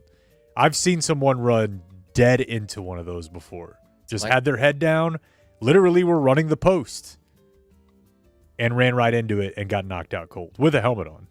Is it like that guy running into duct tape? You know what? It's very similar to that. Because that I haven't seen that. We were watching Was that through the halftime? stream, but it might have been halftime. Yeah, when you were downstairs. Yeah, we the gotta guy's pay you bit was just, what if I try to run through 10,000 rolls of duct tape and it like almost cut his head off? This is first World Trade Center bombing day in 1993 when they put a truck bomb down there. 1998 on this day, the jury rejected an $11 million lawsuit brought by Texas cattlemen against Oprah. Oh, that was a big deal. This was the birth of? Mad Cow, not Mad Cow. Yeah, Mad Cow is part of this, but the birth of, it's an unintended consequence of this whole thing. Without this, there might be no Dr. Phil as you know him today. Oh, okay. Because Dr. Phil, that's where she met him. He was on the beefcake? She had him on her show to talk about beef. I knew he'd been on her show. And this is where they met when she was on trial in Texas. Okay. Makes total sense as he's a paragon of health. On this day in 2012, you need. Let me see if you can guess what day this is in 2012. I once changed my avatar. Oh man. This is not what I would put in the Dan to support LeBron greatest hits collection. What do you mean? It's just this was Trayvon Martin Death Day. So let's do some bits. Also, what I thought. When you put your hoodie over your headphones, it looks like you have a Brian Robinson big hat on. Yeah. That's really goofy looking, and I love it. Yeah, you got to finish out now. And on this day in 2009, Tom Brady married Giselle. Can I say something Kinda that looks like a you dude. guys are going to laugh at me for? I listened to her on a podcast that I frequent recently. The one that I sent you a clip from. It's called Rich Roll, and it's kind of for recovery, to be honest. But he interviewed her. She's actually, like, brilliant. I know she's all hot and stuff, so it's very hard to believe. But her life story of how she's just figured things out from being emancipated from her parents when she was, like, 12. Oh, wow. Like full Macaulay Culkin style, I guess. I don't know. She's really, really smart. Like, I've heard Brittany Mahomes give interviews and didn't think, boy, this is the most intelligent person I've ever heard talk. But I listened to her talk. You're I'm just thinking, comparing boy, it this to is all-time great quarterbacks. Kinda. live. You're Yeah. saying, Kurt Warner's wife didn't do a ton for me. okay. How about Kelly Stafford? Ugh. Count me in. Fan. I heard he's getting traded. That is the talk. Might trade him for Micah. Bring it. Elsewhere in birthdays, don't have an exact age on this, but I do know today is the birthday of not only Mark Followell, but Doug Anderson. Wow. They used to do a show together on the ticket. They did. They had the same birthday, like a couple of homos. But both good dudes. Rolando Blackman, 66. Man, he's so great. Mark Great. DeRosa is 50. Former Ranger. Were there any Cleveland athletes that came to youth camps that you went to that made a memorable impression for you? Oh, yeah. Roe was that for me. Not even at a youth camp. Like we had at our football banquet or something, we'd get a spare backup linebacker to come speak, and you'd be like, oh, my God. That's still pretty cool, man. Yeah, it's awesome. Roe showed up at our basketball camp, friends with our coach one time, and I was like, holy, that's different. I remember it felt like, I've said this before, but it felt like when he dribbled, it was like he was bouncing the ball through the floor. Like Really? I'd never seen anybody dribble. Well, he looks slight. Dude, You wouldn't think that. Well, he's a big dude. I mean, also, he was probably He's now like 45. Well, he's obviously, he's 66. But it was still pretty insane. It's like, damn. Marshall Faulk, 52. Dude. That's a Madden Hall of Famer right there. Boring running back. Why boring running back? I don't know. Just not. It's like Just- Deshaun Alexander. Just Just 1,500 yards rushing, 1,000 receiving? No, really no, good vision. but I know what solid Blake running means, back, but he's not. Curtis Michael James. Curtis Martin. Yes, very boring. Yeah, but he was a pass catcher, too. That was a different. No, but the thing is, I know exactly what Blake is saying, though. If there's 9 yards to be had, he's got 9. I'm trying to think of another good example for you. I mean, to be honest with you, if you didn't have the half shirt and the hair and the crazy stuff, like Zeke is kind of this back. Whereas, like, you know, Arian Foster at his peak, you'd watch him and every week he'd do something where you're like, that is insane. Marshall Faulk is like the best version of a basic running back. Yeah, the opposite of Bijan Robinson. Complete. The opposite of Christian McCaffrey. Yeah. Oksana Bayul, 48. I don't know who that is. Olympic something. Olympic something is Jenny Thompson, 52. Swimmer. I once interviewed her and she got mad at me. No way. It What was in- the cause? It was in Dayton. I could probably find the audio. I'd like that. But she got mad at me because she was actually on screen during the Olympic Park bombing. And she kind of got shook up and kind of ran away or something. And then she was in studio with us in Dayton. many years ago, and then I brought that up and kind of, well, according to her, people like harped on it. Some and then would say. they sent a letter. I got to have that in the file. God, it's been a while since we checked the file. Maybe we'll check the file tomorrow. I'd love that. With anal talk. They thought you harped on it a little bit. And it turns out her representative worked in the same building on Maple Avenue that the ticket was in. Okay. Like their return address was there, and then I would go to work at the ticket very soon after that. And I was like, whoa. That was my first Gummy thought. First? Yeah. Erica Badu, 54. She's great. She's not only great, I get mad every time I hear really anybody use the term woke. Dude, her Chappelle Show Seriously. thing is great. Because she popularized that term, and it did not mean gay. Yeah. That's why the right is very good at it. Genius marketing. Yeah. Undeniable. Like you come up with something and they'll be like, oh, yeah, okay. Well, guess what? It's now ours. And we're going to totally change the meaning of it. And what are you going to do? Soon you're going to be saying it in that context as well. It's a masterclass. Brilliant. Michael Bolton is 72. Why should I change my name? All right, here's a quiz for Blake. Because they did this on SNL, actually, in a way, for last. But, yeah, this was the guy they did on SNL, I think. Tell me, because he's 67 today, who was Hillary Clinton's running mate? No way.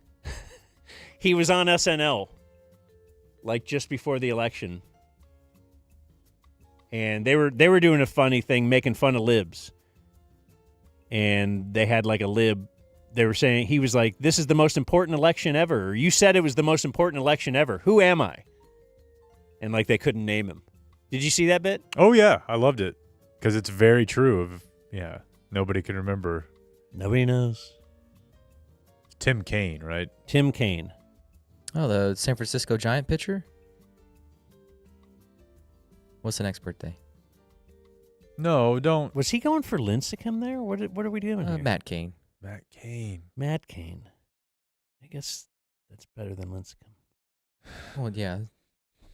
So I'm really the bad same guy last here. name.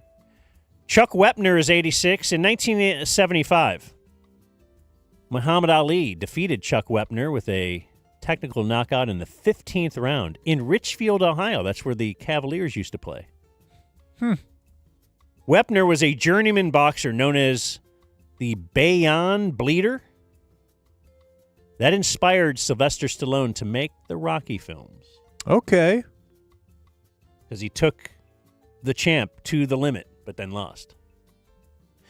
And in our new series, we now ask Blake, who is this secondary Friends character? Bonnie Somerville is 51.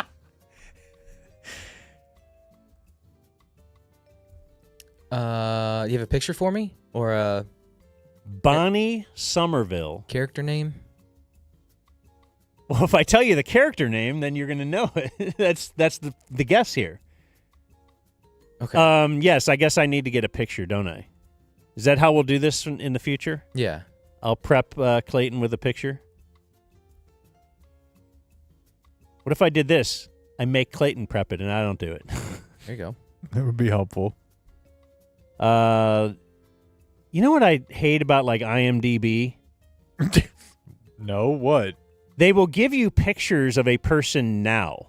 Oh, you've mentioned this before. When I want to see what they like, I need to show what did they look like in the era of Friends. So like if you're showing a Friends thing on IMDb, you should be able to click on that and see them from that era. But you're showing some old F. Anyway, she's 51. She's not too much of an old F. Let's see if you know this this person here. Do you?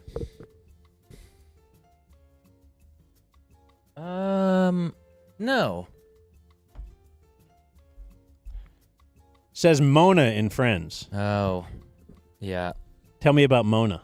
Mona was Ross's girlfriend that just always showed up at inopportune times when Ross was falling for Rachel again. I think they met at a wedding, and Ross tried to switch his place cards, which didn't work out. Then he ended up sitting at the kids' table and then had to dance with a bunch of kids to get to Mona. Yeah. They dated for a little bit. Almost moved in, but then like Rachel was there, and that's the hilarity. Yeah, she was hot. I can see it. Born on this day, now dead, John Harvey Kellogg invented cornflakes. How they doing? Boy, pretty spare food. If you poured a bunch of sugar on it, it might be okay. Is he a Dallas guy? Jackie Gleason. Hero. And Johnny Cash. Why is Jackie Gleason your hero? He was the, I guess, like main influence on why there's a King of Queens. Okay. Oh, okay. I thought it was just for his domestic violence humor. No, and he was also wonderful in Smokey and the Bandit. Wonderful. Yeah. Hilarious character. Don't think I had Smokey and the Bandit in my Blake is really into this movie. Great. Pool. No, you're right, but it had to be a dad thing. Mm-hmm. Something like that. If you had said, does Blake's dad love Smokey and the Bandit, I would have said yes. Yeah. Died on this day, still dead, Judge Joseph Wapner. Blake? He fought Ali. Rocky was based. That was actually Wepner. Oh. But a very good callback. That is People's Court. Oh, yeah. There would be no Judge Judy without Judge Wapner. Cool intro theme song, I think. Dun dun dun dun. Oh, the God, typewriter that rips. Dun, dun, dun, dun. And died on this day in 1994, Bill Hicks, who I never really enjoyed in the time when his heights, but I got into him like after he was dead. It's like, hey, man. You did? Okay, Yeah. good. Because I know I've mentioned it to you before. Probably at your behest. I mean, it's definitely when you watch it, you're going to be like, this. I love the guy. I think he's brilliant. But also, you're watching a guy and you're like, this guy's 30? He looks like he's 55. Oh, yeah. Who's the other Texas guy that was like, oh, man, kind of stonerish, but died young? Mitch? Yeah, Mitch Hedberg. Yeah. Same thing. During Yeah. his heyday, I wasn't really into him, but then later. So I guess that's the silver lining of them dying is that I got to know who they were. And that was Today in History. Can we watch Duct Tape Guy? Fucking why not? We got a couple minutes for a big call. We do have a business call. Blake wants you to... Let's see how much duct tape it takes to stop me. 1, 10. So he's just got duct tape 100. around like a little two poles basically in a park. So he sprinted and ran through 100 things of duct tape. Can you pause it, Clayton? Haven't eaten yet. Check this out. So, all right, so he breaks through 100, but it takes a little bit of strength. There's a bounce back to it. Like I wouldn't have broken through 100. No. This guy's ripped. But what do you think like the next step would be? 150, 200? Yeah, because he was... Yeah, to see if you could do it. And he was almost knocked over by 100. Yeah. So yeah, why don't we try 150? Maybe Right. 2. Okay. Keep going. I was going to do 500, but we're going to skip straight to 1,000. So 100 to 1,000. There's no way he makes it. He barely So it was just got like 100. running into a brick wall. I mean, yeah, but he does 1,000 of them. They're tight. 1,000. He also looks like a guy that would.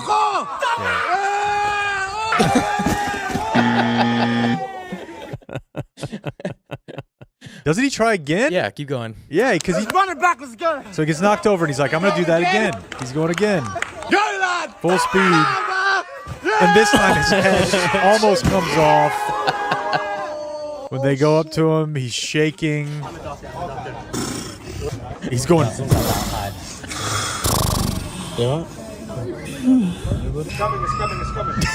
So is that worse for you? Inshallah, the birds niggas no snap. I don't remember what happened. He hit the spot like this.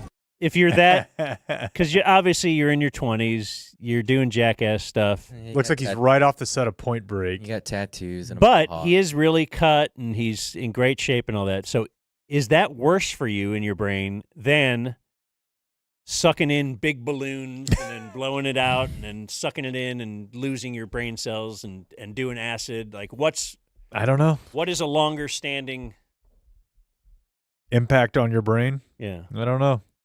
More on that tomorrow. Adios, mofo. We gotta go before this becomes a zoo. Thank you for watching my video. Subscribe and type for my name if you want to watch more of my videos.